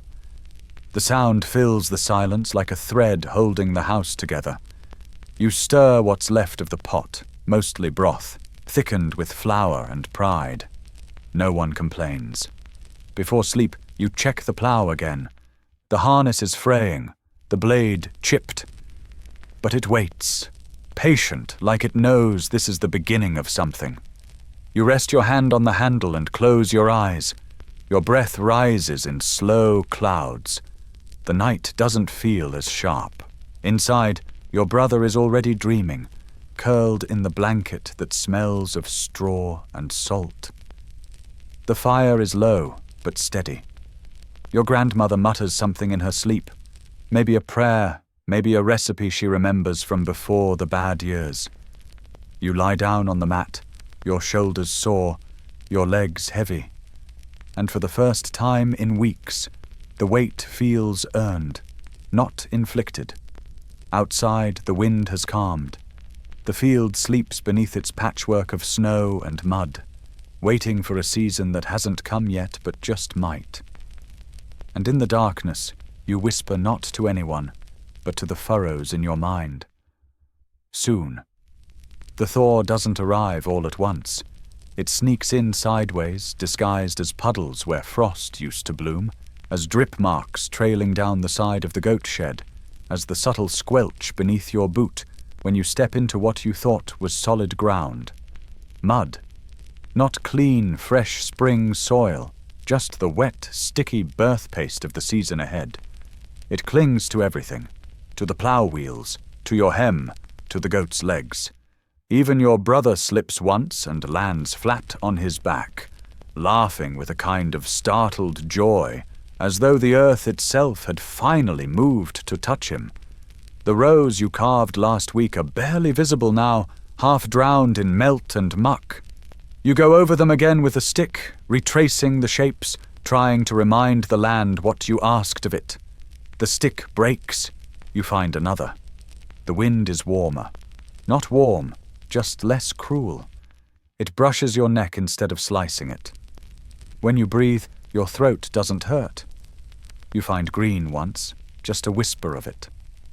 A tiny leaf curled into the base of a stone near the fence line. It's not food, not yet. But you crouch beside it like a priest at an altar. Your fingers hover above it, but don't touch. You don't need to. Just seeing it is enough. That night your brother says the goat bleated in her sleep. You nod. Maybe she dreamed of grass. He laughs. I think I did too. Your grandmother knits by firelight, though the thread has long since run out. She moves the needles anyway, slow and smooth, like muscle memory can replace material. You watch her, mesmerized. It's not the wool that keeps us warm, she says suddenly, eyes not leaving her hands. It's the doing. You don't reply, but you feel it, that strange, silent thing stirring in your chest again. Hope, not the loud kind, just a flicker, just enough. The mud deepens each day, swallowing the edges of boots, seeping into your soles, sticking to your ankles with a persistence that feels personal. Nothing stays clean. You wipe your hands on your tunic, on your sleeves, on the inside of your coat, and still the brown stains spread like bruises. The floor of the house is a patchwork of wet straw and footprints. The firewood won't dry, the walls sweat. But beneath all that mess, something moves. You see it in the way the earth smells now, not the acrid scent of thawing dung, but something sweeter, heavier, full of rot and possibility. The worms have returned. You turn one up while scratching at a row and stare at it, its pale body wriggling toward the dark again. You laugh, not because it's funny, but because something else is alive. Your brother slips again while carrying a pail of water and curses so loudly that your grandmother clucks her tongue. He doesn't apologize. No one does anymore. The goat watches from the doorway, too tired to move. But when your brother offers her a handful of wilted greens someone left at your door in a cracked bowl, she eats them like they were cut fresh. He grins, and you feel the sharp twist of it in your chest. Something like joy, but older. Out in the field, the lines are still there if you squint. Crooked and shallow, yes, but deliberate. You press seeds into the mud, lentils, barley, and whatever else was saved or traded or scraped together from forgotten corners. You press them deep, one by one, fingers numb, palms red, and whisper nothing as you do it. Words might break the spell. Better to trust your breath, your blood, the quiet pact made with the dirt. I give you what I have. You give me what you can. You don't expect much, but the giving feels like a beginning. Rain arrives before dawn, soft and steady, like someone knocking politely on the roof and refusing to leave. It finds every hole, every crack in the thatch, and trickles through in long, cold fingers, that tap your forehead as you sleep. You shift your mat, shift it again. Eventually you give up and sit beside the fire, watching the drips plink into a bowl you placed there weeks ago, just for this. They fall in rhythm, slow, then fast, then back again, like a song with no melody and too much honesty.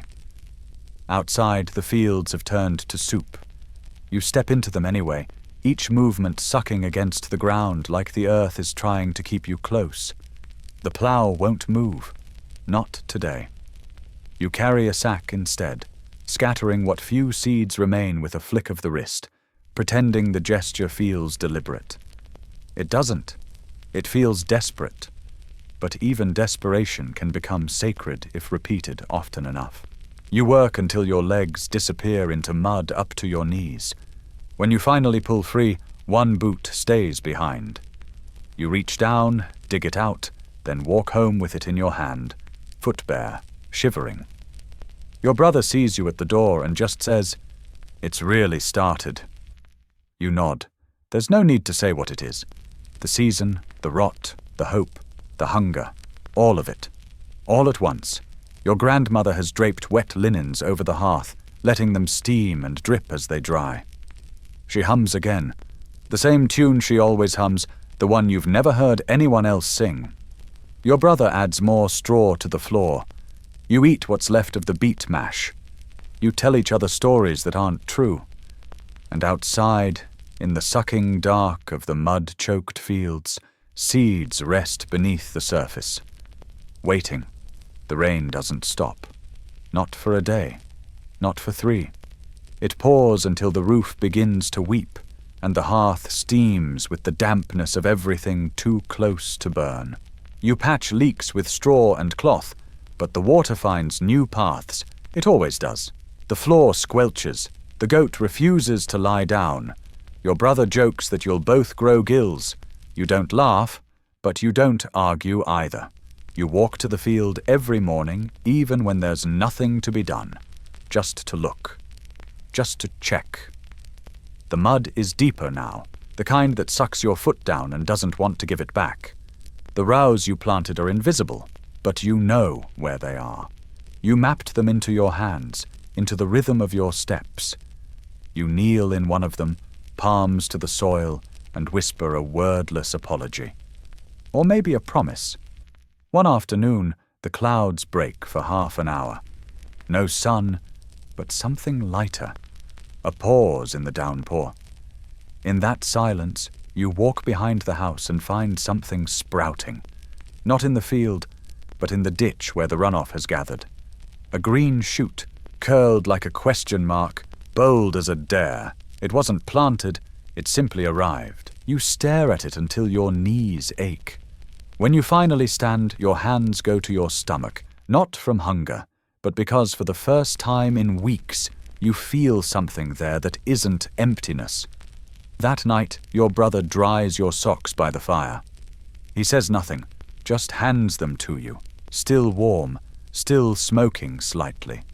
You pull them on and sit beside him. You watch the flames together, quiet, listening to the wet world beyond the door. And for a long time, neither of you moves. And for the first time, the silence doesn't feel heavy. It feels like waiting.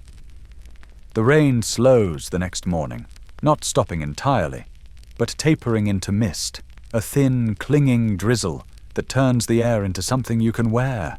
You walk through it without hood or hat. There's no point in staying dry anymore. The world has been washed into a single color, brown.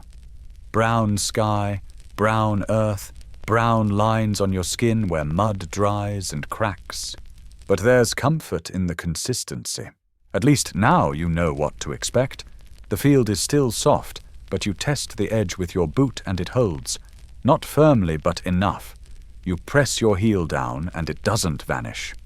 Your brother joins you with a bundle of dried seed husks and a grin he doesn't try to explain.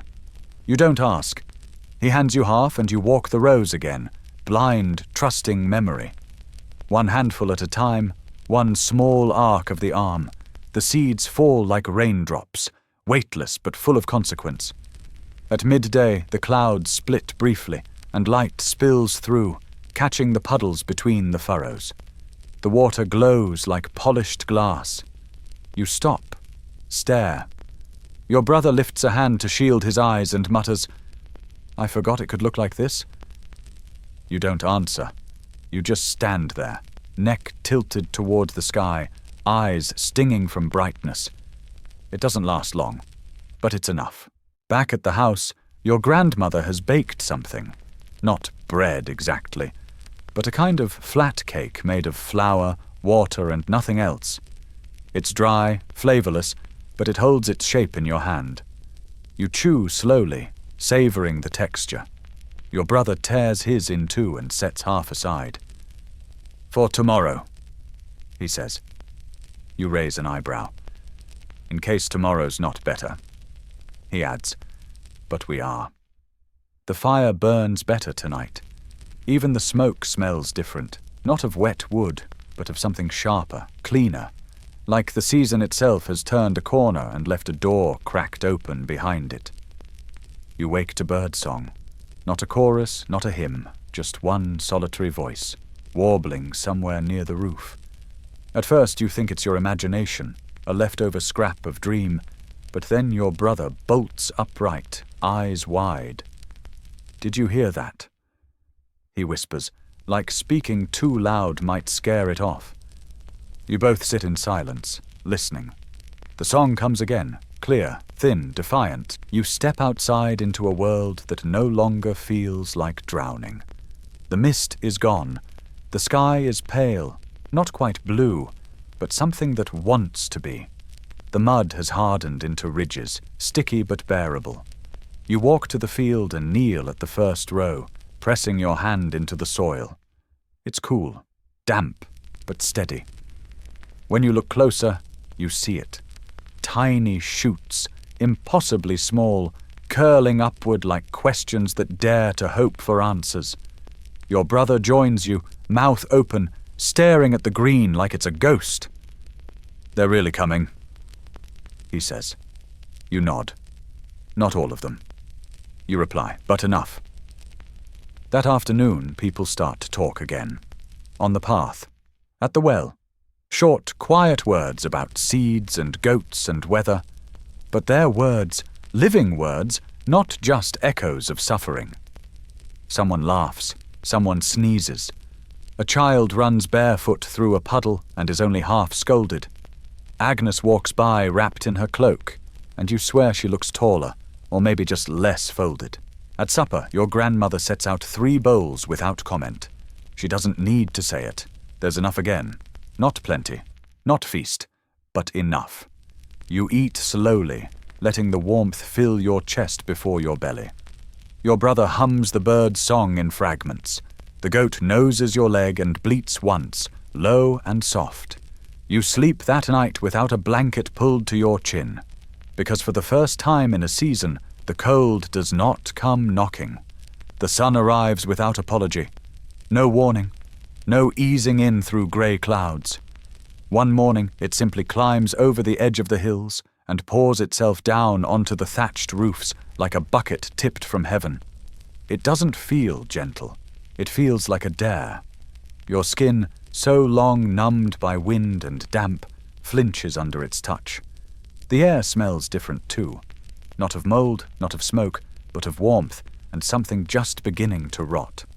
You work before the heat gets cruel. Everyone does. The fields that swallowed your boots a month ago now crackle underfoot. You move through them barefoot, not for comfort, but because shoes hold in the sweat. Your brother wraps his head in a strip of linen and calls himself a desert prince. You ignore him, but your smile betrays you. The soil has gone stubborn again, but in a new way, not frozen, but dry and clumped, breaking into dust with each strike of the hoe. You water it sparingly, hauling buckets from the nearest stream, every trip shorter than the last as it begins to shrink into itself. The seeds you planted have grown wild and uneven. Some rows reach towards the sky with proud, leafy arms. Others sag. A few haven't surfaced at all. You don't mourn them. You just plant again and keep walking. The sun drains more than strength. It pulls the softness from your thoughts, burns away the luxury of reflection. There is only the task, the tool in your hand, the aching of your back. You stop measuring the day by meals. There are too few for that. Instead, you measure by shadows, by sweat, by how many times you catch yourself staring at the well and wondering if water can dry like bones do. The sun doesn't just rise now. It lingers. It hangs above you like judgment, watching your every movement, drying your sweat before it can fall, cracking the skin on your lips until smiling feels like arrogance. Your hands, once numb with cold, are blistered from rope and wood. The hoe bites harder than frost ever did. But you don't stop. You can't. Not with sprouts finally showing. Not with the promise of food blooming out of nothing but filth and stubbornness. By mid-morning, the air hums with flies. They rise from the earth like mist used to, gathering around your ankles, your mouth, the rim of the pail. Your brother ties a branch to his belt and lets it trail behind him, a poor man's tale to swat them away. It works, barely. He jokes that he's becoming part animal, part weed. You tell him you've always suspected. The stream is thinning. Each day you carry more mud than water. You dig channels, heap stones, whisper to it like it might listen.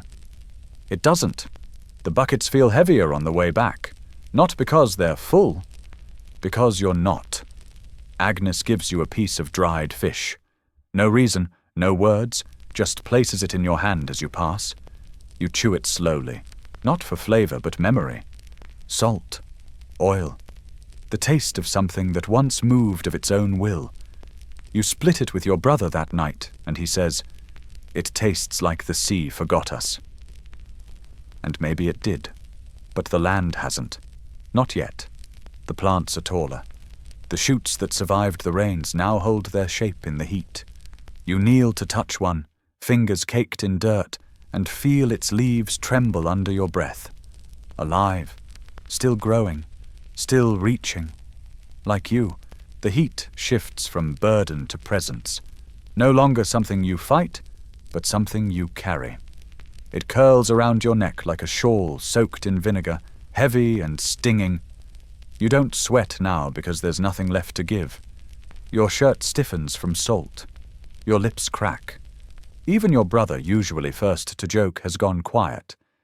He moves like a shadow through the field, careful, deliberate, as if sound itself might disturb the roots. You learn to ration more than food. Shade becomes currency. Water, a sacred ritual. You take turns at the well, cupping just enough to wet your tongue, letting the rest dribble back into the earth. You sip from your palm like it's an offering.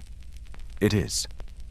The soil begins to pulse underfoot, not literally, but with that invisible tension that says something is about to give. The barley shoots are thick now, some already showing the tender fuzz of heads. The beans twist upward in wild spirals, reckless in their growth. But weeds rise with them, fast, greedy. You pull until your fingers blister, and when that's not enough, you pull more. Your grandmother starts boiling nettles, not for food, for skin. Pulls out the heat, she says, rubbing the green mush along your brother's red shoulders. He hisses like a kettle, but doesn't move. Later he admits the sting is better than the burn. That night, you sit in the doorway, legs stretched into the dirt, bowl empty, breath shallow. You watch the horizon smear orange, then grey. A breeze stirs once, and you close your eyes just to feel it. In the distance, you hear someone singing. Not well, not loudly, but with the stubbornness of someone who refuses to be silent, even when there's no one left to listen. You don't know the tune, but you hum along anyway. You wake with dust on your teeth. Not from the field, but from the house itself. The walls shedding particles like tired skin, shaken loose by the heat. Your tongue sticks to your palate. The air is thick and unmoving, as though the sky has collapsed just far enough to press its weight into every corner of your ribs. Your brother lies sprawled beside the hearth, one arm limp over his face. Even the goat doesn't rise anymore unless pushed. Still, you go to the field. The plants no longer wave. They stand still, braced against the sun like soldiers holding a line. The barley heads are turning gold at the tips, but they droop, tired, thirsty. The bean vines have curled so tightly around their stakes they look strangled. You run your hands through the rows, not inspecting, just connecting. You whisper your waterless prayer. Hold on, just a little longer. Your boots crack at the seams. Your breath smells like smoke and sleep. When you return from the stream, the bucket holds more mud than relief. You wait, letting it settle, sipping from the top like skimming hope from grief. Your brother takes his turn and says nothing. You pass the cup in silence, a communion of exhaustion. Someone collapses in the field 2 rows over. You don't see it, just hear the thud and the soft chorus of voices rising. When you approach, Agnes is already there, pressing a cool rag to the man's forehead. He's breathing, just spent. You crouch beside them, pour the last of your water onto the cloth. She looks at you once, then nods, not in thanks but in understanding. This is what the sun demands: sweat, skin, strength, shared. That night, you lie awake with the door open. Not for air, there is none, but for stars. You watch them blink one by one into the black.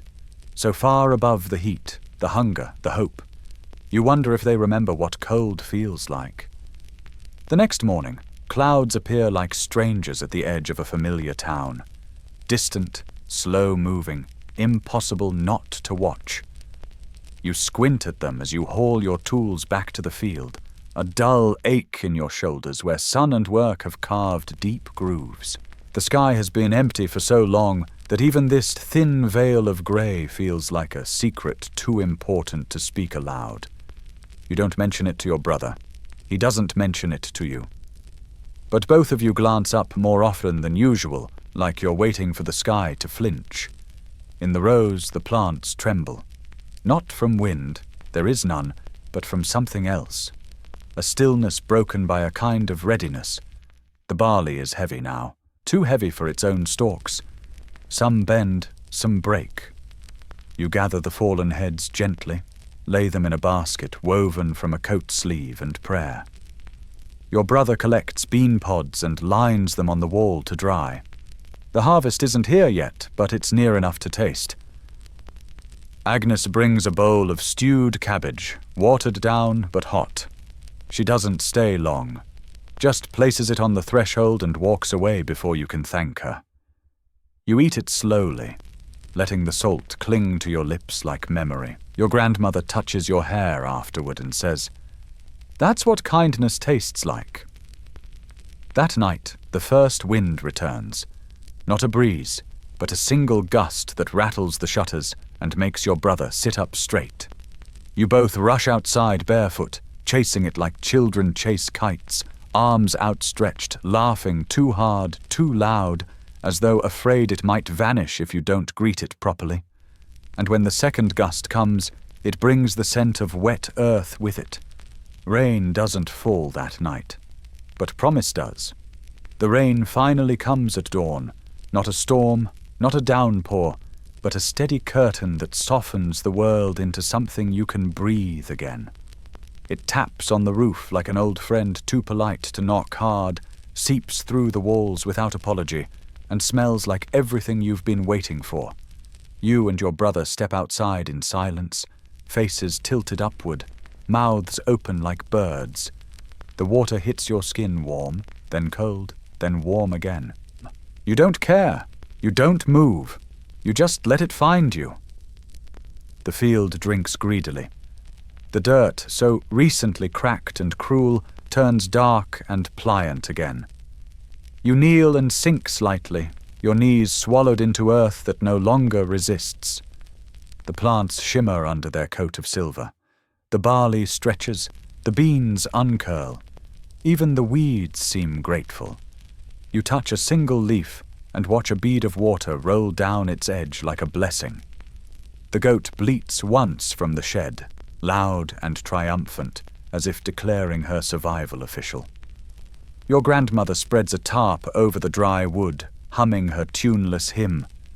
Your brother races you to the stream, splashing with bare feet like he's forgotten every ache. At the bank, the water flows higher than it has in weeks. You kneel and drink with both hands, and for once, the water tastes like water. Not rot, not iron, not memory. When you return, Agnes is waiting by your door. She doesn't speak, just points to the sky and raises her eyebrows. You smile, and she nods, then leaves without another word. That night, everything steams. Clothes, skin, bread. The world is no longer scorched, it is softened. You eat slowly, not to stretch the food, but to savor it. You sit with your brother by the open window, watching the rain shimmer in the moonlight, and when he finally speaks, it's barely more than breath. We made it, didn't we? And though you don't answer, your silence agrees. The sun returns, but this time it comes with mercy. The heat is gentler now, tempered by the rhythm of wind and the memory of rain. You rise before dawn, not out of fear, but habit, your feet finding the path to the fields without thought. The harvest isn't far. You can smell it, not the sweetness of ripe fruit, but the dry, clean scent of grain hardening on the stalk. The barley heads are full, their gold dulled by dust, their weight bending the stalks like bowed heads in prayer. You walk through them with arms outstretched, fingertips brushing each one like a promise you intend to keep. The work changes, no longer digging, hauling, begging the soil for mercy. Now it's about preserving, keeping, holding. You begin to gather wood again, not for warmth, but for fire. The smoke must be ready. The drying racks are mended from salvaged chair legs and bent fence posts. Your brother builds a smoker out of 2 barrels and a pile of stubbornness. It leans to one side. It works anyway. You salt what you can.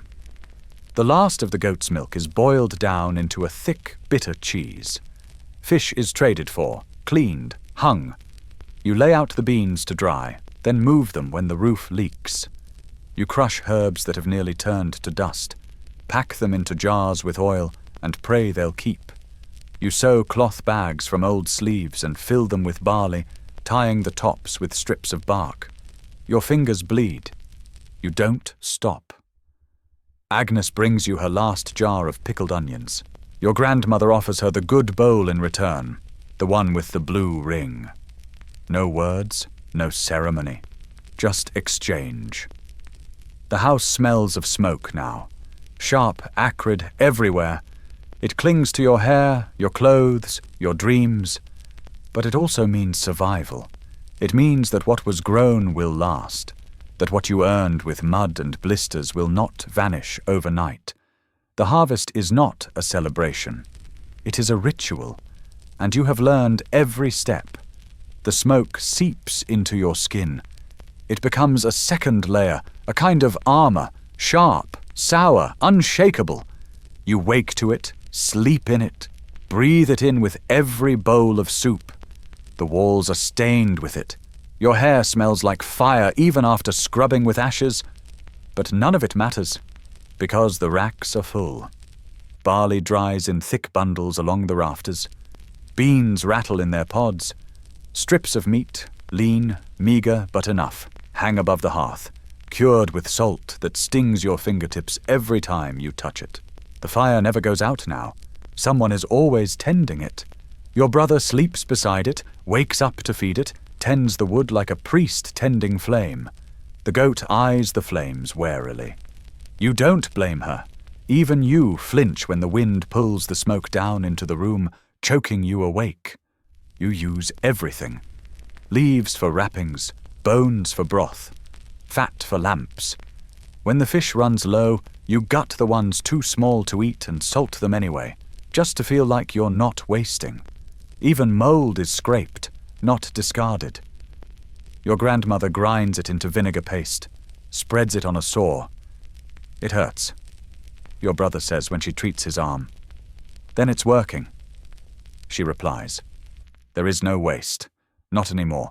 Everything is food, fuel, medicine, or memory. You don't talk about winter, but you prepare for it like a storm that forgot to knock the first time. You mark the walls where the drafts slip in. You patch them with flour paste and rags. You count jars, stack firewood, trade for salt you can't afford, and fish you didn't catch. Every cough is noted. Every creak of the beams is a reminder. You survived once, but you'll have to do it again. You're not ready, but you're closer than you were. And for now, the racks are full. And that means something. You start dreaming about storage, shelves that don't collapse, jars that never go empty, barrels packed so tightly they hum when you walk past. In one dream, your mother is there again, sitting by the hearth, stirring something fragrant and thick. She doesn't speak. She doesn't need to. The smell says enough. Garlic, marrow, warmth. You wake hungry, not just in your belly but in your bones. The days shorten, not by much yet, but enough that the light leaves the fields earlier. The smoke rises higher, thicker, less like a ribbon, more like a pillar. The house smells like preservation and labor. You don't clean it off your hands anymore. It's become part of you. Agnes teaches your brother how to pack dried greens into jars with vinegar and a sliver of garlic. He drops the first one. The second holds. He lines them up on the shelf like soldiers. She smiles without showing teeth. Good, she says. Now you're useful. You gather what's left from the hedgerows, the last wild berries, too tart to eat raw, but perfect for boiling down to something sticky and sharp. Your brother finds a clutch of mushrooms under the stump where the old cartwheel rotted. You carry them home with reverence. Even your grandmother holds one up to the light and says, "Maybe we won't starve prettily, but we'll starve with flavor." The nights are colder now. Not threatening, not yet, but enough to pull the blankets higher. The fire takes more wood. The smoke thickens.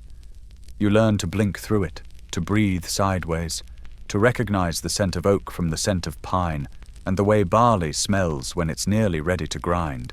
One evening, your brother opens a jar just to smell it. He closes his eyes. It smells like we're not going to die. You don't say anything, but you let the scent reach you too.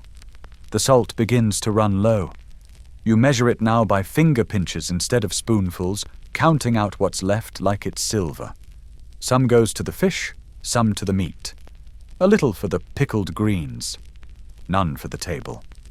When your brother sprinkles a few grains onto his palm and licks them just for the taste, your grandmother slaps his hand without lifting her head. "That's winter food," she mutters, as though seasoning were a sin. He doesn't do it again. You scrape the ash from the hearth and use it to clean the jars. It smells like everything you've cooked and everything you've burned. The goat has stopped giving milk, but you don't blame her. She's done more than her share. You let her wander the edge of the field, chewing whatever hasn't been taken. She returns at dusk every time. You trade a bundle of dried nettles for a string of garlic. A man offers to swap a bone needle for your last spoon. You keep the spoon. The needle will break. The spoon feeds. Choices like that come every day now. They no longer feel cruel, just necessary. Your brother writes tally marks on the wall, not for days, but for jars. One for every sealed pot, pouch, or bundle. When you cross 40, he adds a line twice as long and calls it a celebration. 40 meals we didn't used to have, he says. You raise your bowl in mock toast and take a long sip of nettle broth. The fire burns hotter now, not because it's colder, not yet, but because you're trying to dry the last bundles before the damp returns. The smoke curls along the beams and seeps into the thatch. When the wind is right, you can smell it halfway across the field. and when the wind is wrong, the whole world tastes of ash. The roof begins to drip again, not from rain, that ended weeks ago, but from the sweat of the day meeting the cold of the night. The heat you trap in the walls during daylight rises, curls, and condenses in the dark. You wake to drops tapping your forehead, to damp straw beneath your knees, to a chill that finds your skin no matter how you wrap yourself. You patch the leaks with waxed cloth, pine tar, prayers. Some hold, others don't. The drying racks groan under their weight. You shift the bundles from one side to the other, turning them gently like children recovering from fever. The beans are nearly brittle now. The barley grinds down into something fine, not flour exactly, but close enough. You test it by stirring it into hot water. It thickens. Your brother calls it a miracle. You call it food. The salt is almost gone. Agnes arrives with a satchel of dried herbs and a bruise under her eye. She doesn't say how she got it. You don't ask. You give her a jar of pickled greens and a small pouch of barley. She leaves without a word. Later you find she's tucked a folded scrap of cloth into the jar's string, a stitched pattern of a stork and a sun. It isn't beautiful, but it's warm. You clean the hearth until your hands are black, then scrape what's left of the good fat into a crock. Your grandmother takes it and smears it across the inner seams of the door. "Cold sneaks in through cracks," she says. You nod. You already know. It always does. Your brother adds 3 more marks to the wall. 43, he says, grinning. If we stretch them, maybe 60. You look at the jars, the sacks, the bundles of fish skin and onion. You look at your hands. We'll stretch them. You reply. That night you dream of warmth, not the choking kind from summer's sun, but a gentle, golden heat, like bread ovens, like the crook of your mother's arm when she held you still. In the dream, you're inside a storehouse made entirely of food, walls of barley loaves, beams of salted fish, a roof tiled in turnip rounds. You wake with your tongue thick in your mouth and your fists curled around nothing. The morning brings frost. Not just a glimmer, not just dew, a real frost that whitens the field edges and crisps the grass into splinters. You run your finger along the doorframe, and it comes back wet. Your brother blows into his hands. Your grandmother doesn't comment. She just adds more dung to the fire and ties her scarf tighter. You move the jars closer to the hearth now, worried the cold might reach them through the floor. You wrap the sacks in spare cloth. You check every seal. Your brother tests the door for gaps with a candle. Wherever the flame flickers, he stuffs in moss or rags. The room begins to smell like earth again, like the forest floor in spring. It's better than smoke. Outside, the last of the herbs hang limp. The wind doesn't carry summer anymore. It comes straight from the hills now, sharp and unfiltered. You pull the goat into the shelter and lay extra straw beneath her. She noses your hand with tired affection, then lies down without complaint. She's earned her place. So have you. That evening you count everything again. 48 jars, 6 sacks, 4 bundles of dried meat, 3 strings of garlic, 1 goat, 3 people. You look at your brother and say, "We might make it."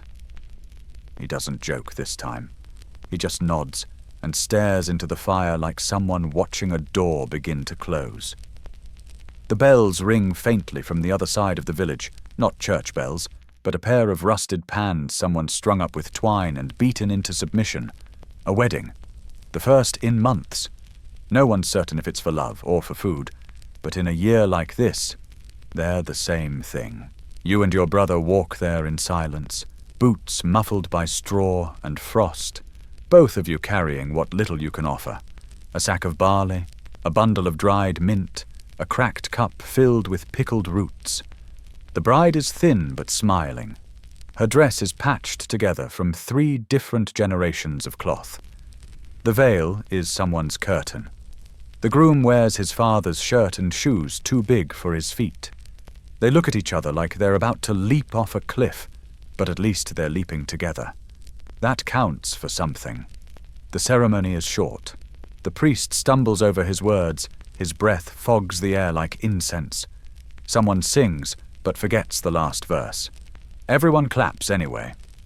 Then comes the feast. It's not a feast by any old measure. The bread is flat and hard, the broth thin and sharp, the meat, if there is any, boiled beyond recognition. But it's shared. You sit with strangers and dip your bread into a communal bowl, and no one guards their portion. Even Agnes is there, wrapped in the same cloak you gave her last winter, handing out cups like they're made of gold. Your brother laughs, not because something is funny, but because he's allowed to. For a few minutes the hunger is quiet. Not gone, just polite. That night, back home, you find a small loaf tucked under your coat. A wedding favor. You break it in half and hand him the larger piece. Neither of you says a word, but both of you eat like you believe in tomorrow. The next morning, you find the string of garlic missing from the hook above the hearth. At first you think it's the goat, but your brother admits he traded it for a cup of honey wine at the wedding. Just a sip, he says, avoiding your eyes. You want to be angry. You want to scold. But instead you ask, was it sweet? He nods. Like summer. You let it go. The wedding has left behind something strange in the village. Not joy, exactly, but softness. Neighbors pass each other with nods instead of silence. Agnes hums again, walking past your door with an empty basket and dirt under her nails. Even the children, lean and chapped, throw pebbles at each other in something like play. The newlyweds take over a hut near the eastern fence, the one that used to belong to a man who didn't survive the last frost. They patch the holes with old cloaks and line the windows with bark. The bride visits every house on their row, offering roasted chestnuts from a sack her mother buried last spring. You don't ask how she kept them safe. Some things are sacred. Your grandmother gives them a ladle. It's wooden and cracked, but it still stirs. A household needs a rhythm, she says. Start with soup. At home you boil what's left of the wedding bread in water with turnip peel. It softens into something warm and shapeless. You and your brother eat it straight from the pot, sitting on the floor, backs to the wall. Outside, someone plays a bone flute, badly, joyfully. The notes flutter through the air like moths too stubborn to die. You lick the bowl clean. He licks the spoon.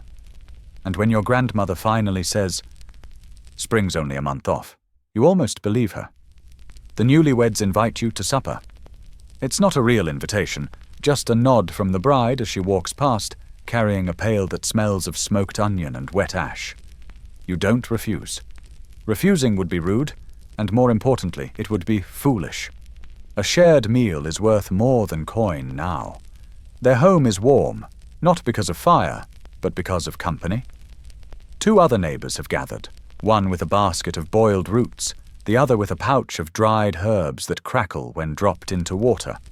The broth that results is thin but fragrant. Someone adds a sliver of cheese. Someone else, a strip of dried apple. You contribute half a barley cake and a finger length of sausage you didn't know your grandmother had saved. The pot simmers. The bride stirs it with her new ladle like it's magic. And for a moment, it is. No one speaks much. Just the scrape of bowls, the hush of breath, the sound of chewing that's not desperate. Your brother sits close to the fire, cross-legged, hands wrapped around his cup as if afraid it will vanish. The groom offers him another ladleful. Your brother hesitates, then takes it. You watch the muscle in his jaw relax as he swallows. Afterward, the bride brings out something wrapped in cloth. A cake, of sorts. Dense, sweet. It smells of old honey and ground seed. She breaks it into 8 pieces and hands one to each guest. Yours is small enough to vanish in 2 bites, but you stretch it to 5. It's the first sweet thing you've tasted since autumn. As you walk home that night, the cold doesn't bite quite so hard. Your brother hums again. the same broken tune from midsummer. But this time, he finishes it. The morning after the wedding supper, your grandmother doesn't rise. Not late, not at all. She's breathing, faint and steady, curled like a comma in the far corner by the hearth. You touch her hand. It's warm, dry, light as a husk. She stirs only slightly. Just tired, she whispers, and you nod like you believe her. You don't go to the fields that day. There's nothing left to gather, nothing to mend, no planting to be done. The earth is sleeping again, waiting. You stay home, tending the fire, checking the jars, counting the sacks you already know by heart. Your brother makes flatbread with too much water and not enough ash. It sticks to the pan and tears in half when flipped. You eat it anyway. Midday, Agnes comes by with a bundle of dried flowers, yellow, sharp-smelling, crumbling at the touch. "For your grandmother," she says.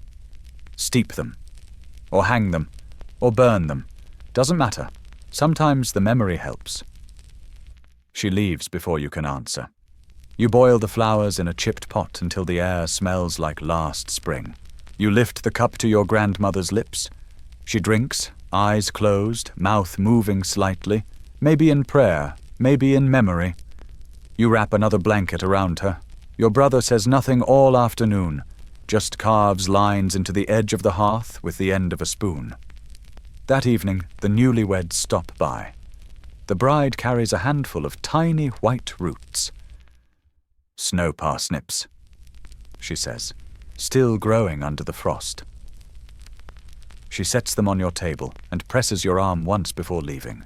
You stew them slowly, slicing them thin. Your brother watches the pot like it might turn into gold. When it doesn't, he eats 3 bowls anyway. That night, the wind rises. Not a storm, just the kind that tugs gently at the eaves, a whispering of thaw and melt and change. You listen with your back against the wall, hand resting lightly on your grandmother's ribs. Still breathing, still warm. You begin sleeping in shifts. Not out of fear, but out of need. The fire has become fickle in its old age, burning too fast, too cold, too small. You and your brother trade turns, feeding it through the night. You learn to stir the coals with your bare hands, fingers wrapped in rags, nudging them just so until they glow like angry cherries. Every hour or so, one of you checks your grandmother's breath. Still shallow, still there. The parsnips last 3 days. On the 4th, your brother scours the edge of the woods and returns with a fistful of something that might be nettles or might be weeds. "If it kills us," he shrugs, "at least we'll go tasting green." It doesn't kill you, but it doesn't taste like much either. At the village edge, someone's erected a new post made of bundled twigs and twine, tied with bits of fabric, red, grey, brown. A wedding offering, maybe. Or a prayer, or a warning. No one explains it. You pass it without touching it, but later that night you catch your brother tying a bit of thread to your door frame. He doesn't look at you as he does it. You don't ask why.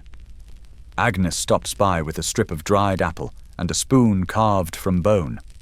She gives the spoon to your brother and the apple to your grandmother. "Bite slow," she whispers, "or you'll miss the taste." Your grandmother doesn't bite. She sucks on it instead, like a child, lips barely moving. When she finally swallows, a smile twitches at the corner of her mouth. It's the closest she's come to speech in 2 days. You patch the roof again that evening.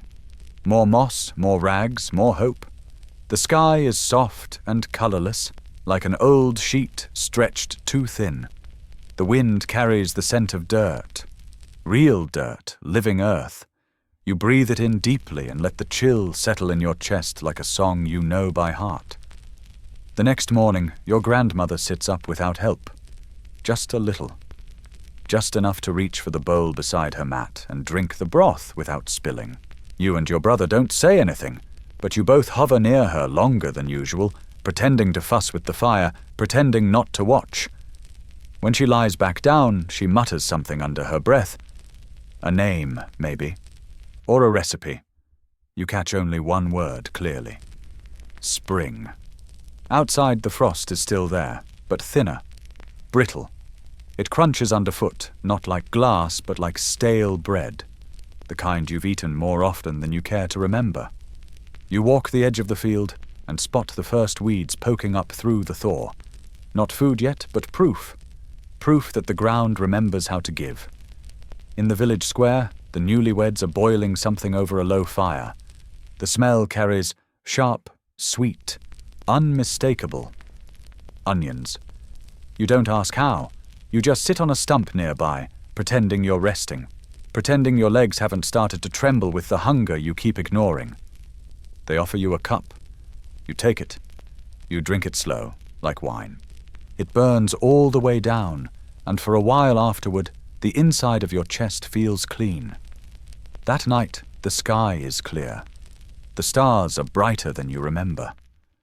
Your brother brings in a bundle of half-frozen turnip greens from the cellar and says, "These were meant for the goat, but she's looking better than we are."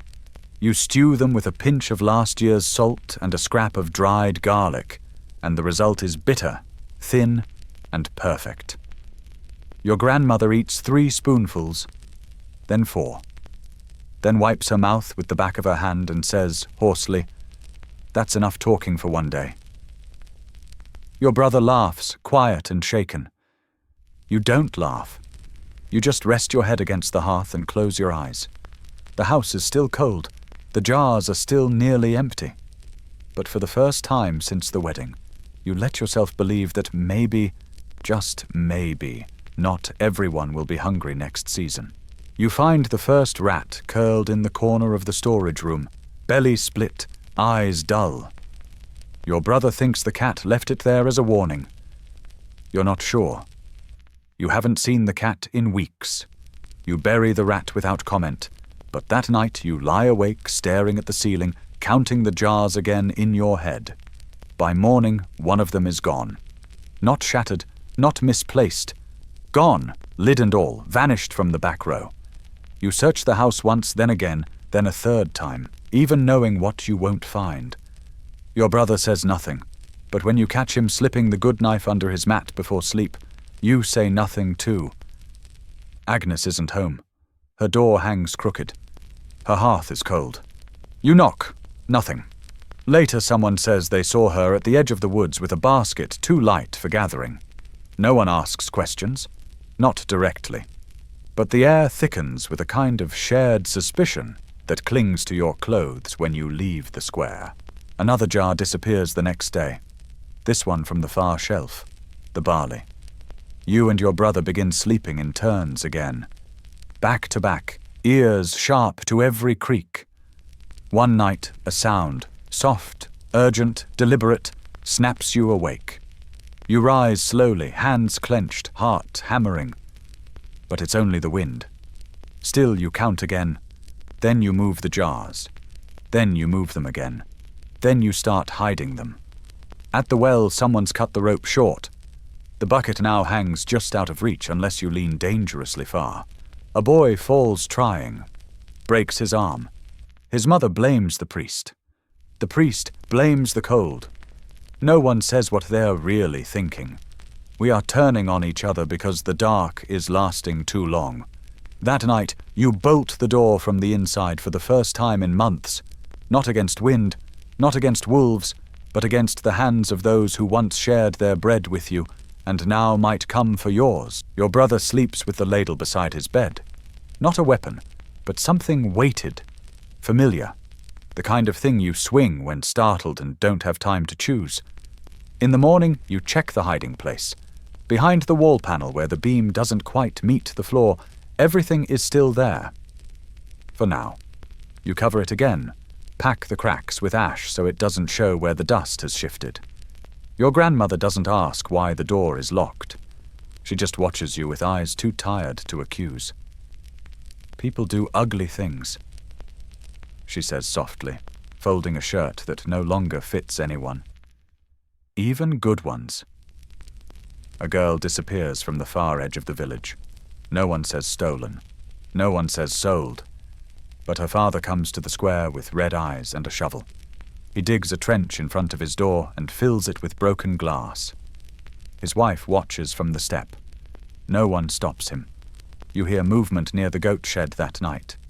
You don't wait. You throw the door open and shout, loud and sharp, the way you never used to. It's only the wind. Or maybe not. You don't sleep after that. The next morning, someone's left a sack of pebbles where your turnips used to be. Not a mistake, not a prank, a message. You say nothing to your brother. You just pack the rest of the jars under the floorboards, one by one, every lid tightened so hard your hands sting.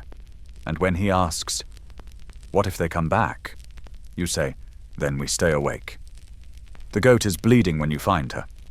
Not badly, a nick along the flank, shallow but deliberate. Someone tried to take her, or scare her, or send a message.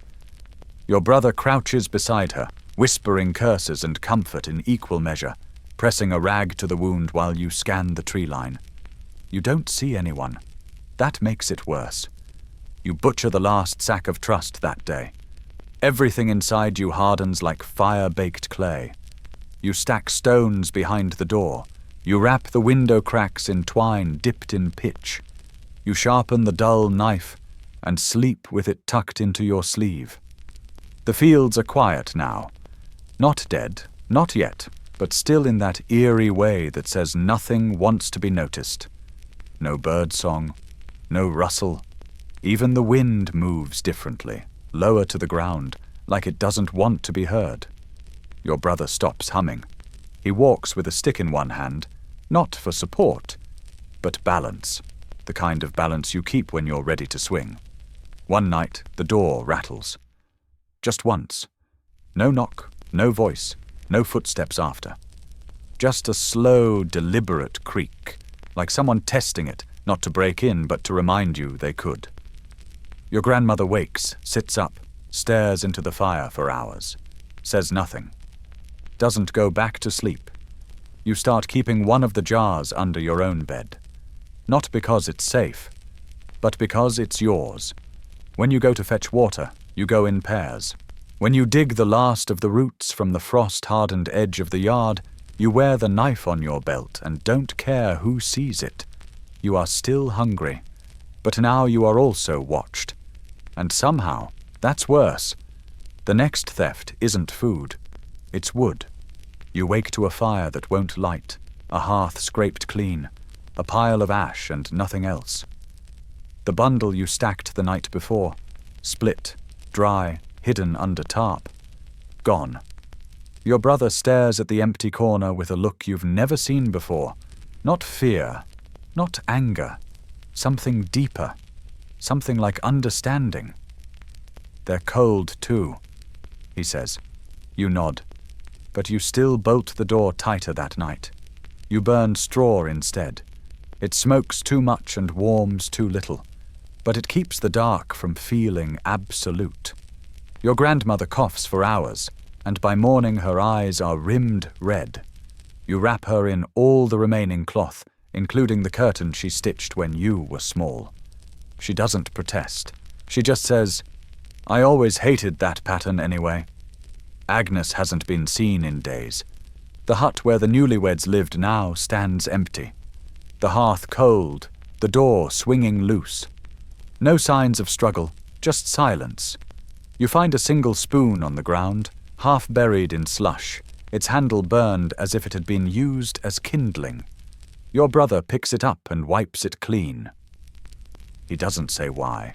People stop making eye contact in the square. Greetings die in throats. Every hand is a threat, every bundle a secret. You hear a scream one night from the far edge of the village, and no one runs toward it.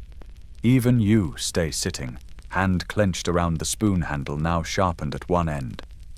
At supper, you share a bowl of mush that tastes of bark and old lentils. Your brother takes a second bite, pauses and asks, "Do you think the thieves are just other versions of us?" You look at your grandmother, asleep with her mouth open, hands curled like claws. Then at your brother, who chews slowly, deliberately, as if each bite were a decision.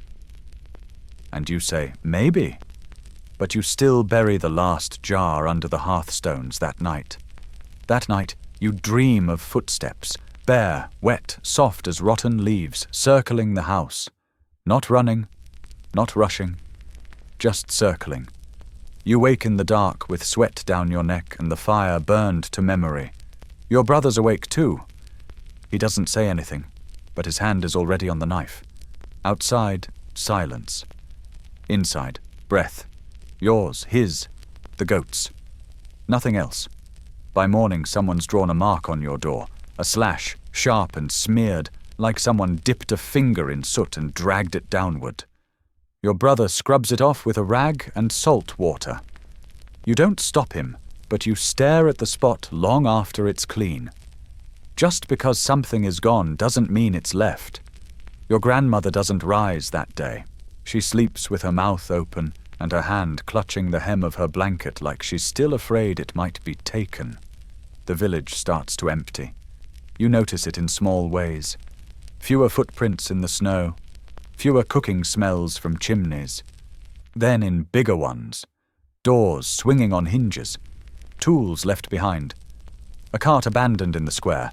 Its wheel cracked but not broken. Not yet. One afternoon you find a pile of bones near the well. Not human. Not fresh. But arranged. Deliberate. You scatter them with your boot and pretend not to check if they're warm. You and your brother speak less. You count the jars without saying the numbers out loud. The goat grows quieter, her steps slower, her eyes full of a question she can't ask and you can't answer. Then one evening, you see someone outside. Not close, not even moving. Just standing at the edge of the woods, wrapped in a cloak too thin for the cold, watching your house like it might speak. You blink once, and they're gone. And you don't tell your brother. You just lock the door and add another stone. The snow returns, slow and soundless, like dust falling from a ceiling too high to see. It covers everything, the footprints, the dragged marks, even the memory of the bones. By morning, it's as if no one has ever walked past your door. No one has ever taken. No one has ever watched. But you remember. And you keep remembering. You and your brother no longer take turns sleeping. You both stay up, taking shifts, pretending not to be afraid. He carves lines into the doorframe. Not days, not thieves, just lines. When you ask him why, he shrugs. So the door remembers we were here. Your grandmother begins talking in her sleep. Sometimes names, sometimes prayers. Once she calls for your father, and neither of you corrects her. Her hands stay warm, but her voice grows thin, as if each word costs more than she has left. The village is nearly silent now. You go 3 full days without seeing another soul. Then on the 4th, a knock. Not a scratch, not a break. A knock. 3 soft raps, polite as anything. You freeze. Your brother grabs the knife. You move to the door together. It's a girl. Thin, young, wrapped in a wool shawl too big for her. Her nose is bleeding, but she doesn't wipe it.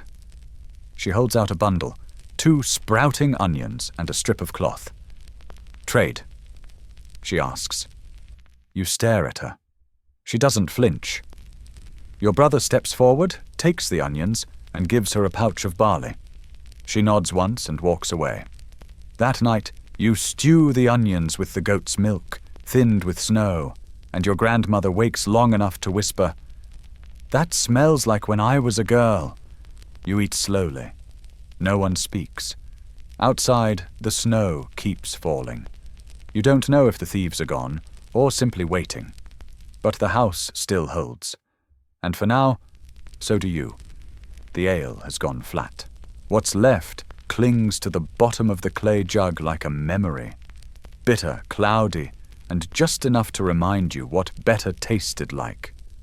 Your brother pours it evenly into 2 cups, then tops them with hot water from the hearth, stretching the ghost of barley into something that resembles a drink. You clink cups out of habit. not celebration, and sip it slowly, letting the sourness sting your cracked lips. It warms your throat.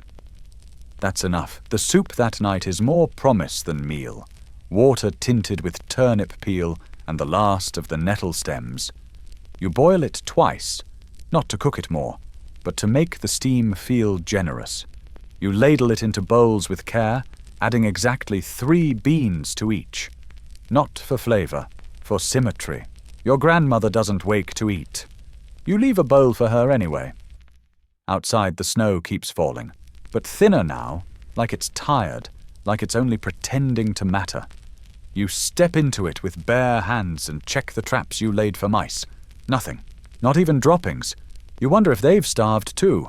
Your brother carves spoons in the evening now. Not to sell. Not to use. Just to keep his hands busy.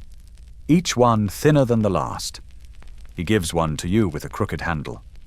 This one's for when we have something worth stirring, he says. You laugh. A small sound, but it feels real in your chest. That night, you hear music. Not close. Not good. A fiddle, maybe. Or just the wind tricking your ears. You open the window a crack and listen. Nothing. Then, faintly, a whistle. A tune from last summer, played by the blacksmith's son during harvest. You close the window gently. You don't want it to end. Back at the hearth, the soup has cooled. You drink it anyway. Because this far into winter, even thin soup means you're still here. The next morning, the jug is empty.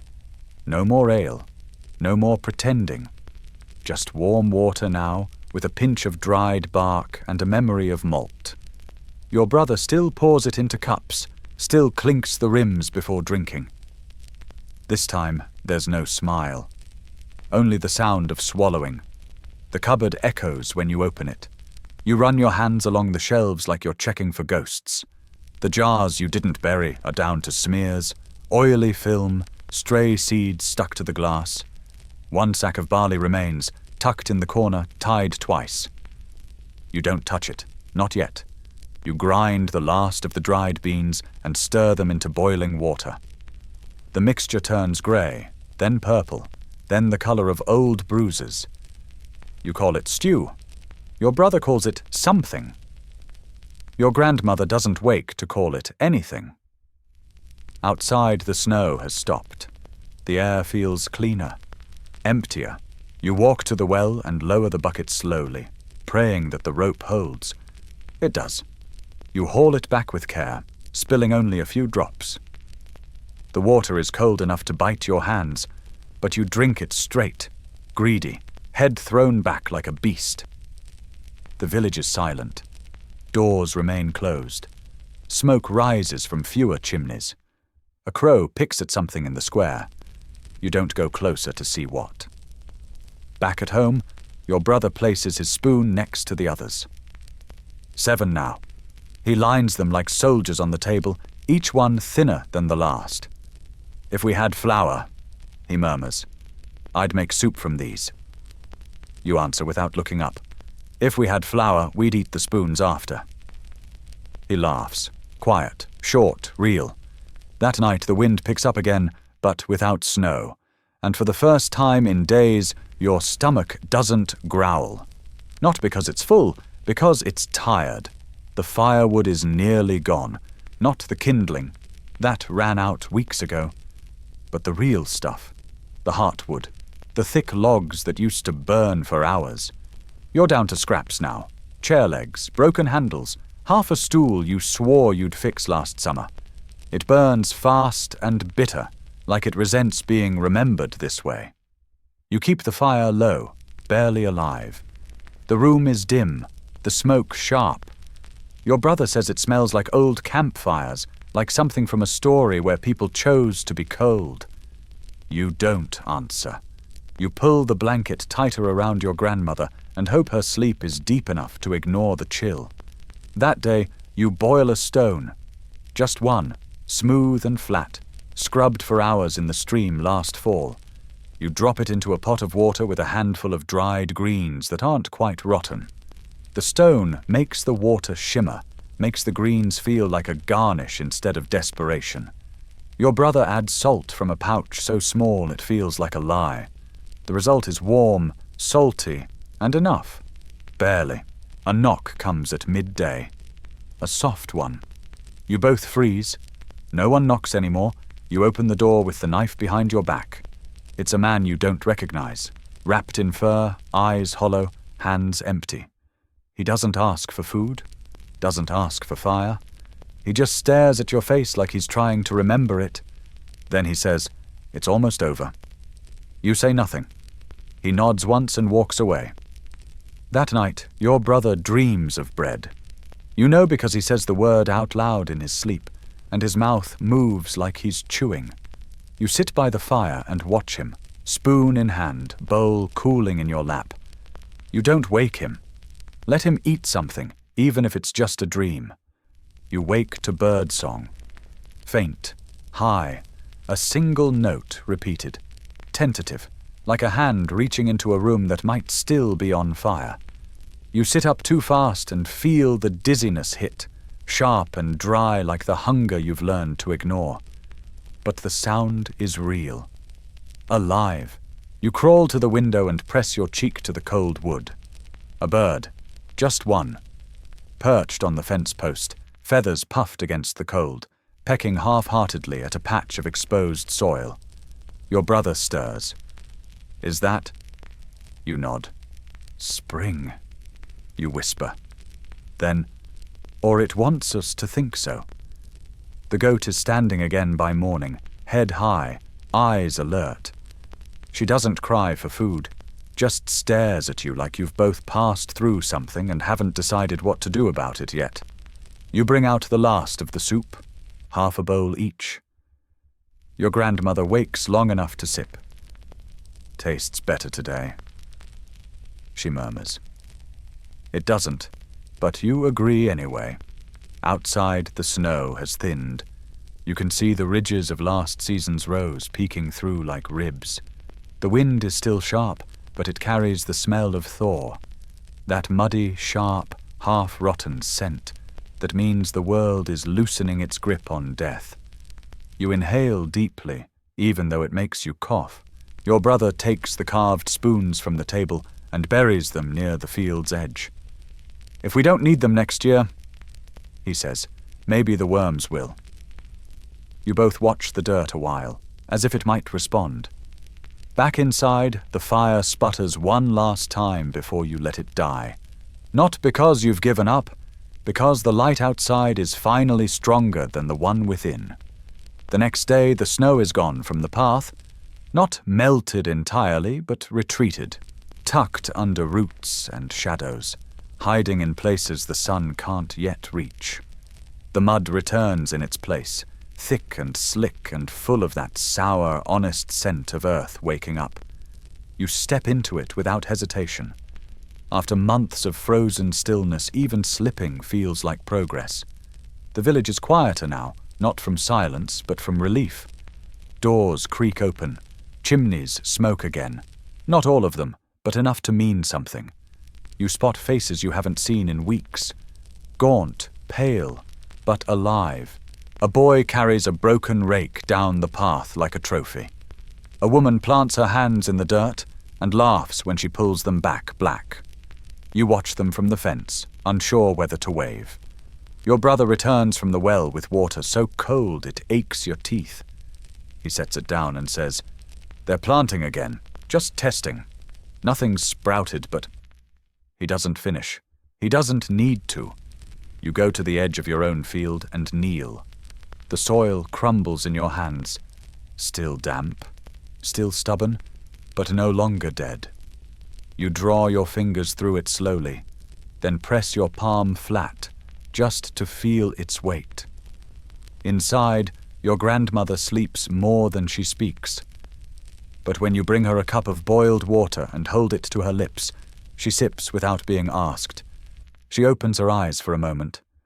"The birds are back," she whispers. Then she smiles. Not wide, not long, but real, like the ghost of a harvest remembered. That night, the last of the soup is gone. You lick the bowl clean. Not out of hunger, out of ritual. Because tomorrow, if the frost doesn't return, you'll bury the first seeds, and the thin soup will become legend. The last night of true hunger passes without ceremony. No one marks it, no one names it. But something in the house shifts.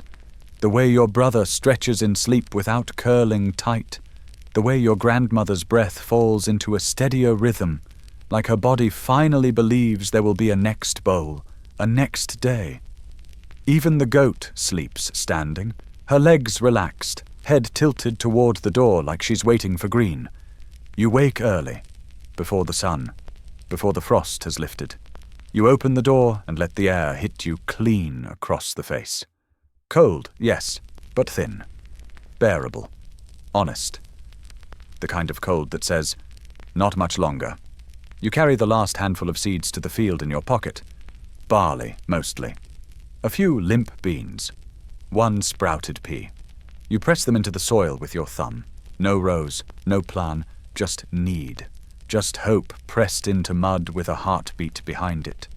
Your brother watches from the fence, chewing the inside of his cheek. Should we wait? No, you say. We've waited enough. The planting is slow. Your fingers are numb before the third patch. Your knees are soaked by the fifth. But you don't stop. You feel the sun rise behind you and the earth soften, just slightly, with each breath. You bury the last seed at the base of the fence post, the one where the bird sang. Then you stand up, brush the mud from your palms, and nod. Later, at the hearth, your brother breaks the silence. Next winter, he says, we'll be ready. Your grandmother, eyes closed, replies, next winter we'll have stories. And you press your back against the warm stones, close your eyes, and let that truth settle in deep. Because the jars are empty. But the ground is full, the fire dies at dusk. Not with a hiss, not with a crack, but with a long, slow sigh, like an old man easing into sleep. You watch the final ember blink out, and for the first time in months, you don't move to rekindle it. The room goes dim, then dark, then still. You sit in that silence with your brother beside you, shoulder to shoulder, neither of you speaking. The warmth on your skin lingers just a moment longer than it should. Outside, the sky is clear. The stars arrive early. Sharp, bright, brittle things that look too clean to belong in the same world as the dirt under your nails. The air is cold again, not the choking cold of midwinter, but the soft, biting kind that makes your breath visible and your bones ache with memory. Your grandmother's voice rises from her mat, dry and small. Let it be cold tonight, just tonight. You nod, though she can't see it. The house, finally free of smoke, smells of earth and ash, and something almost sweet, like the ghost of a harvest, or the promise of one. Your brother drags the last blanket over your grandmother's shoulders, then yours. He doesn't offer the ladle tonight. There's nothing left to stir. Instead, you lie down with your head close to the hearthstones, the ones still warm from hours ago. You press your cheek against them and close your eyes. No thieves come. No rats. No knocks. The world is too tired for hunger now. You dream of sunlight in the cracks of the floorboards, of new shoots climbing up the broken fence post, of bread rising. When you wake, your fingers are stiff, and your breath clouds the air. But you're not shivering, and you don't light the fire. You open the door, and let the cold pass through. You don't speak that morning. None of you do. The quiet feels earned now, not fearful, a kind of reverence, like the pause before the last note of a song. You wrap your hands around a cup of plain water and drink it slowly, savoring the weight of it, the way it fills the hollows hunger left behind. Outside, the frost glitters like glass across the fields. Not a killing frost, not anymore, just a shimmer, a memory of what was. The kind of cold that lets you move through it instead of against it.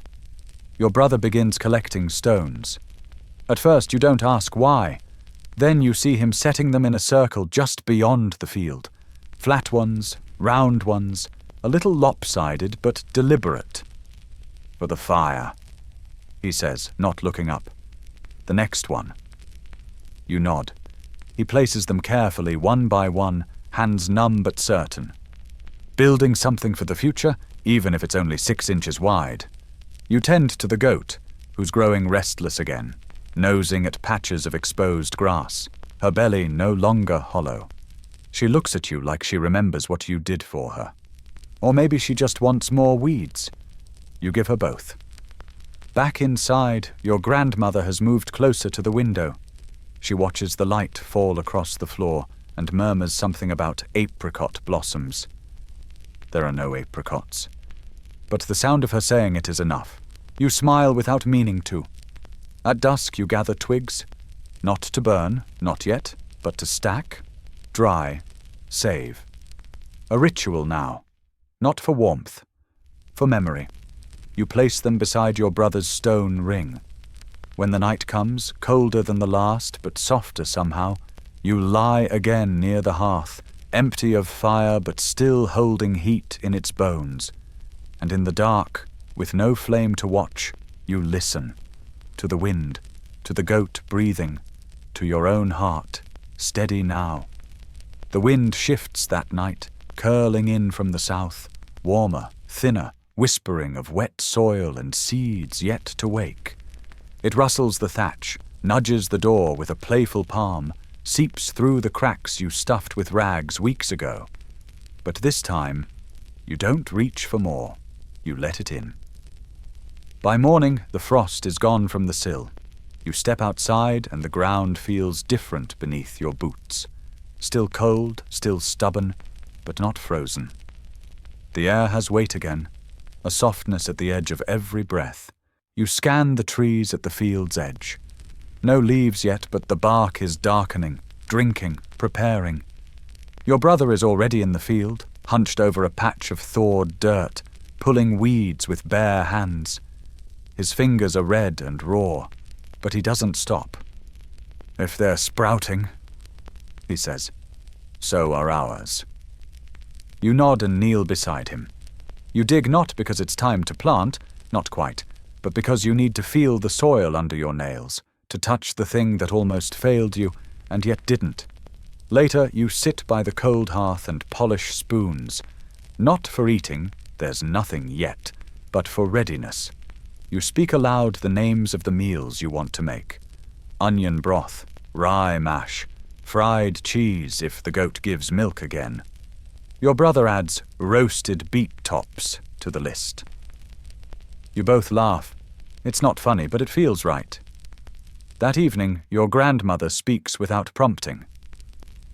There was a fire once, she says, years ago. Took everything but the soup pot. You don't know if she's dreaming. You don't ask.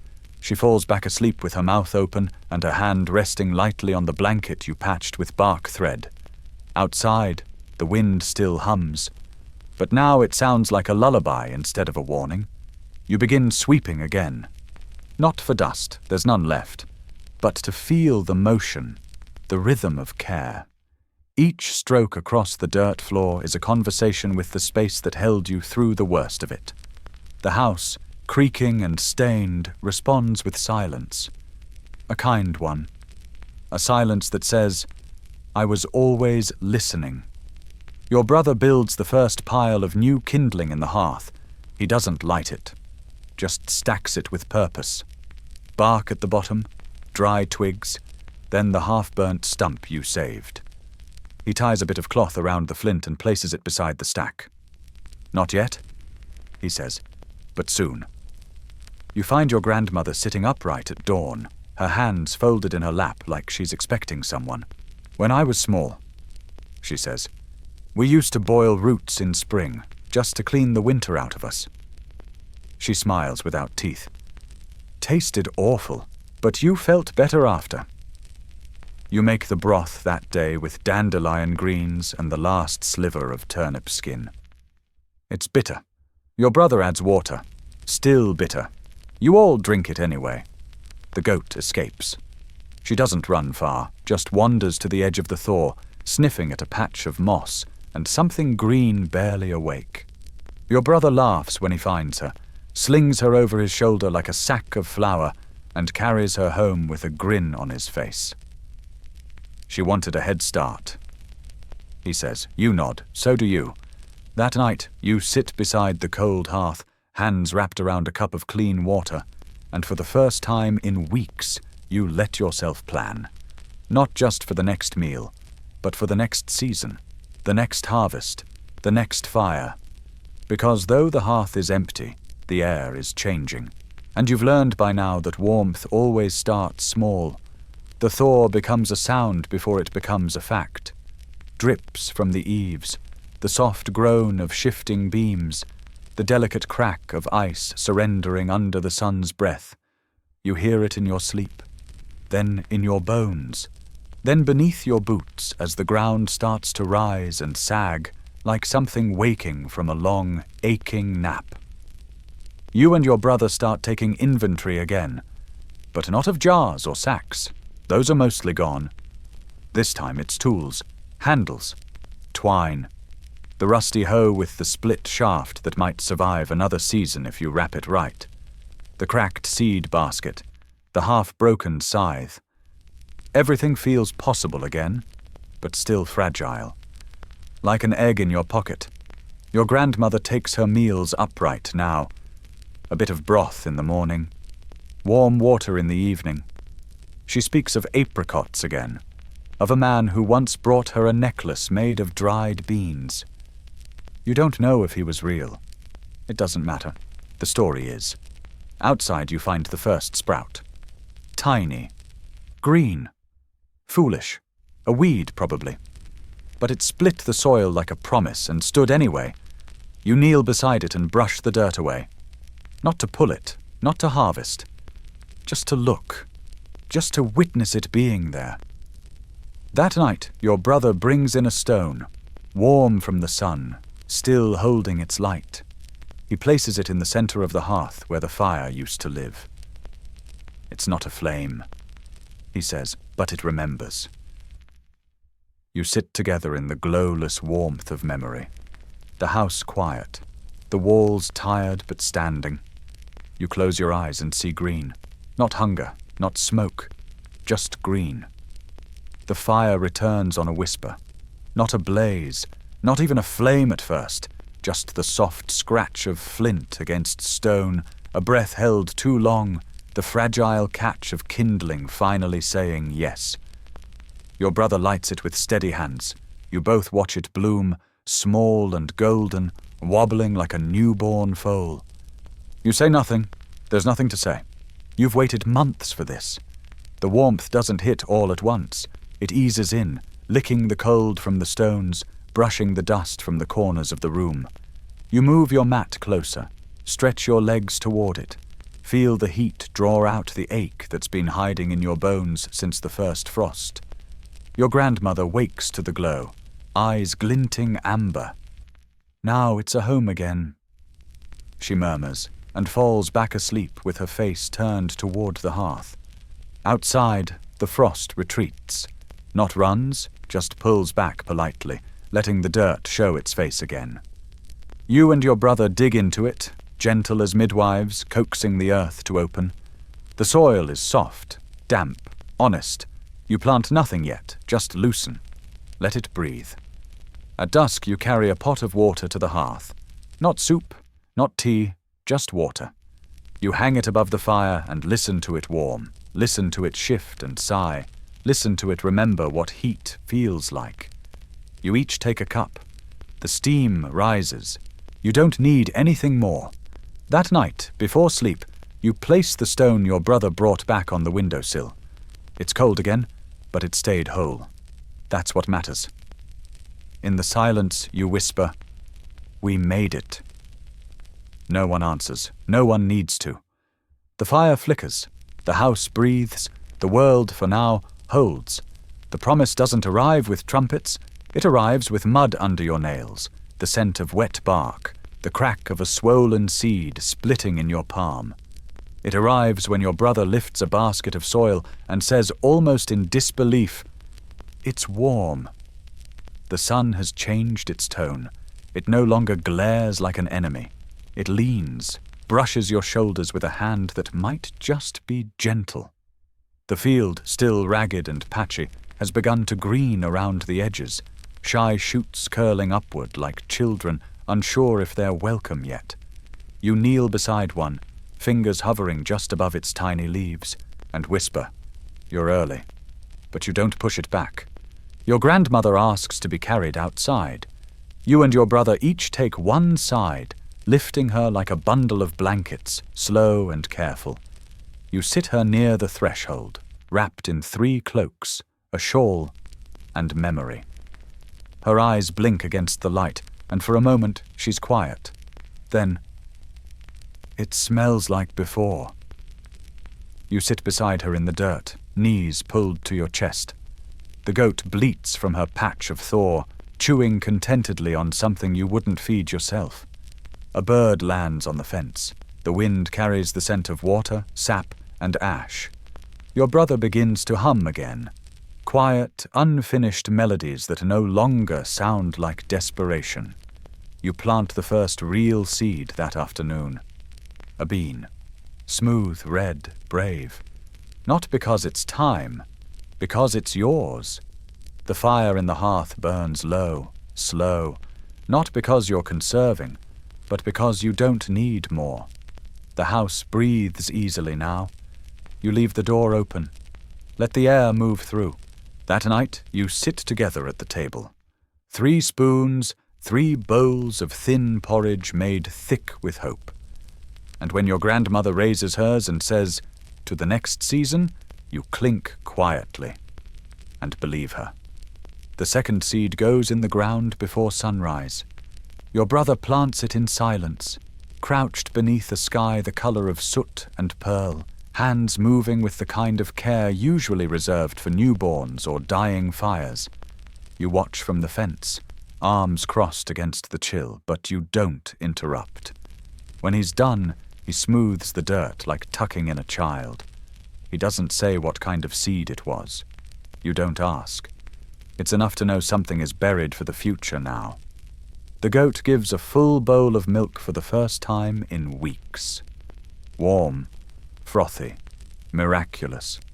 You heat it over the fire with the last of your salt and a sliver of dried root your grandmother tucked behind a jar last autumn. The smell fills the house like a hymn. Your brother takes a sip and closes his eyes. You don't bother with spoons. You drink straight from the pot. In the village, someone strings ribbons between 2 trees, faded, frayed, flapping in the wind like soft flags of surrender or survival. You see children chase each other around the square. One falls, laughs. No one scolds them. The sound feels heavier than any sermon. Your grandmother wakes with color in her cheeks.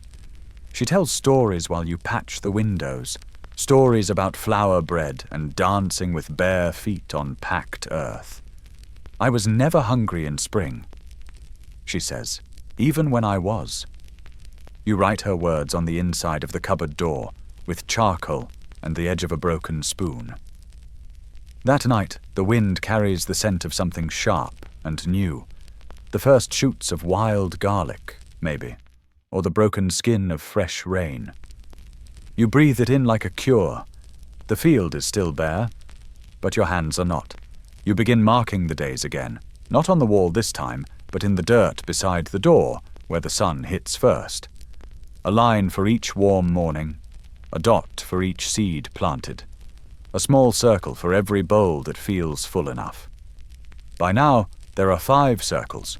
Your brother finds a patch of nettles near the stream, young ones, soft, green, with none of the sting their older selves wear like armor. He picks them bare-handed and brings them home like treasure. "Soup," he says. "Better than bark." You nod, and neither of you mentions the time when bark felt like hope. The goat begins following him everywhere. She butts his elbow gently each time he passes the doorway. as if to remind him she still remembers who fetched the straw when no one else could. He carves a comb from a splintered beam and brushes her slowly every morning. Your grandmother stands today. Only for a minute, but long enough to stir the pot with her own hand. She doesn't speak, but her eyes glisten. Eyes. When she finishes, she presses the spoon into your palm and returns to her blanket. You hold it like a relic. In the fields, more green appears. Wild, uncertain, but real. No rose yet, no order. Just life rising where it dares. You crouch beside the bean you planted, and it has changed. A shoot, tiny and curled, pushing through the soil like a knuckle. You whisper to it, "We're coming too." The village holds its breath less often now. People talk again while working. Someone plays a pipe near the well in the afternoons. It's out of tune, but beautiful in its defiance. And when the wind moves through the house that night, it doesn't chill your bones. It carries the soft rustle of growing things. The sprouts multiply before your eyes. Each morning, more of them.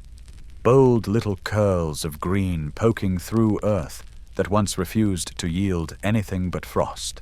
You run your hand just above them, not touching, not daring, just feeling the warmth radiate from soil that finally remembers how to feed. Your brother starts singing again. Not real songs, just nonsense, half melodies, rhymes about beans and boots and goats with names no one gave them. The goat doesn't seem to mind. She walks behind him like a shadow with hooves, chewing on her own thoughts. The house feels different now. Not lighter exactly. The walls still lean, the roof still drips, and the cupboard still sighs when opened. But there's rhythm again. Purpose. The fire doesn't burn day and night anymore. It doesn't have to. You light it when you need it. Let it sleep when you don't. Like anything that deserves to rest. Your grandmother takes to sitting by the door, a shawl over her shoulders, hands in her lap like folded linen. She doesn't always speak, but when she does, it's soft things. Memories of spring fairs, of music drifting in from the next village, of how her mother once made honey cakes and told her, "Bitter mouths still need sweet things." You say nothing, but you listen. Your brother brings back a cracked egg he found in the woods. "Bird didn't make it," he says, "but it tried." You bury it beneath the bean sprouts, not because it will help them grow, but because everything that tried deserves a resting place. That evening, the wind returns, but it's warm, and it smells of moss and old rain and new roots. You open the door and leave it that way. The smoke from the hearth drifts upward, lazy and unafraid. And for the first time, the dark doesn't feel like something you need to outlast. It feels like part of the growing. The first flower arrives without warning. A single yellow bloom, curled and trembling at the edge of the fence post. Not planted, not welcomed, just there. Your brother finds it in the morning dew and crouches beside it like it's an altar. He doesn't pick it. He doesn't even speak. He just watches it sway, barely taller than his thumb, and then walks away without telling you. You find it hours later and understand why he didn't say anything. Some things speak louder in silence. The days stretch. Light seeps in earlier, lingers longer. You wake to birdsong not just once, but again and again. Real song now, not that faint solo from weeks ago, but a chorus. Noisy, bold, alive. Even the crows sound more like messengers and less like omens.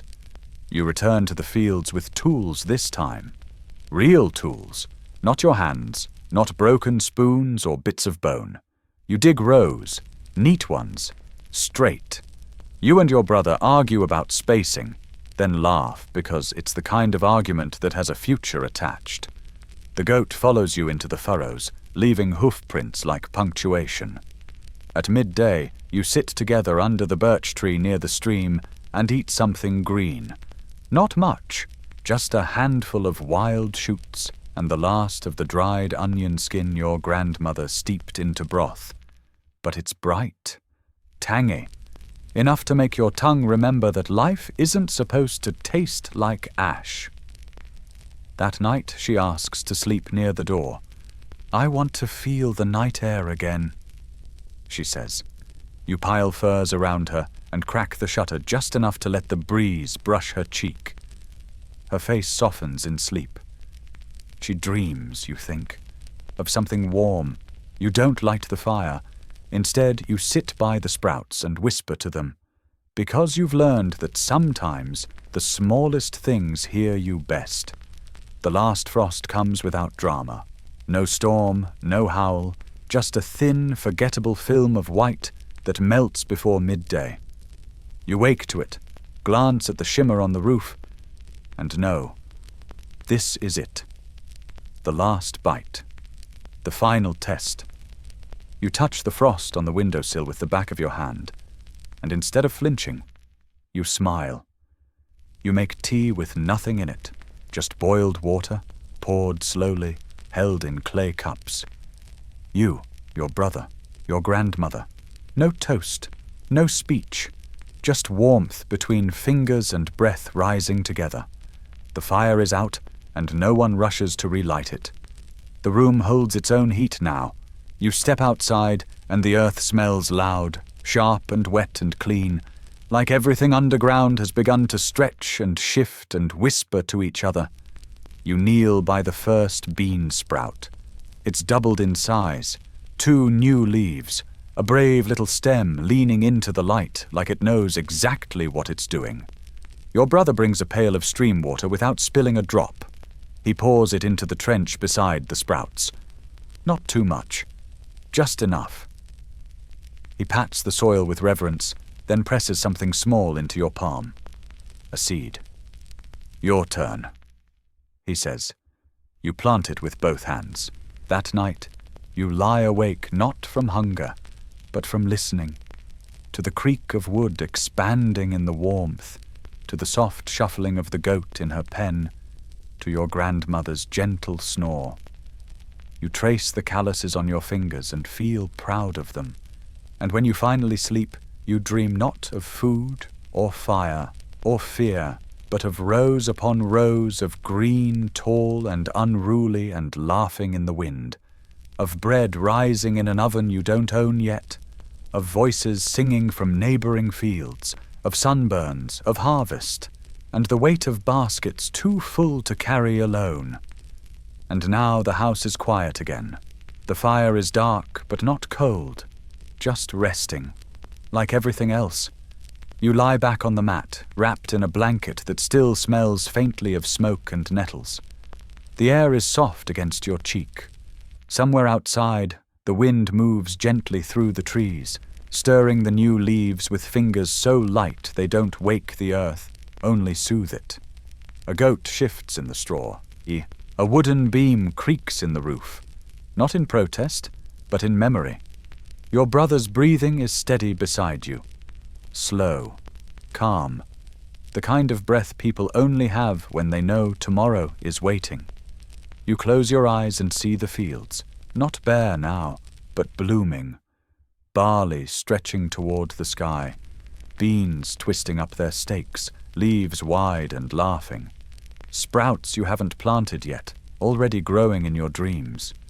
You walk between the rows, barefoot, hands brushing each stalk as if to say, "I see you. I remember how cold it was." A song drifts in, maybe from the woods, maybe from your mind. Low and winding, the kind of song people used to sing in kitchens while stirring soup. The kind of song your grandmother might have hummed before winter took its first bite. You breathe in, you breathe out, and the world exhales with you. The sky above is wide and grey-blue, the colour of ash cooled by morning. No more fire, just warmth that doesn't need flames anymore. A hush across the soil, a softness in your chest, and as your eyes drift closed, you hear a voice, maybe yours, maybe not, whispering, "We survived. Now sleep. Let spring keep watch."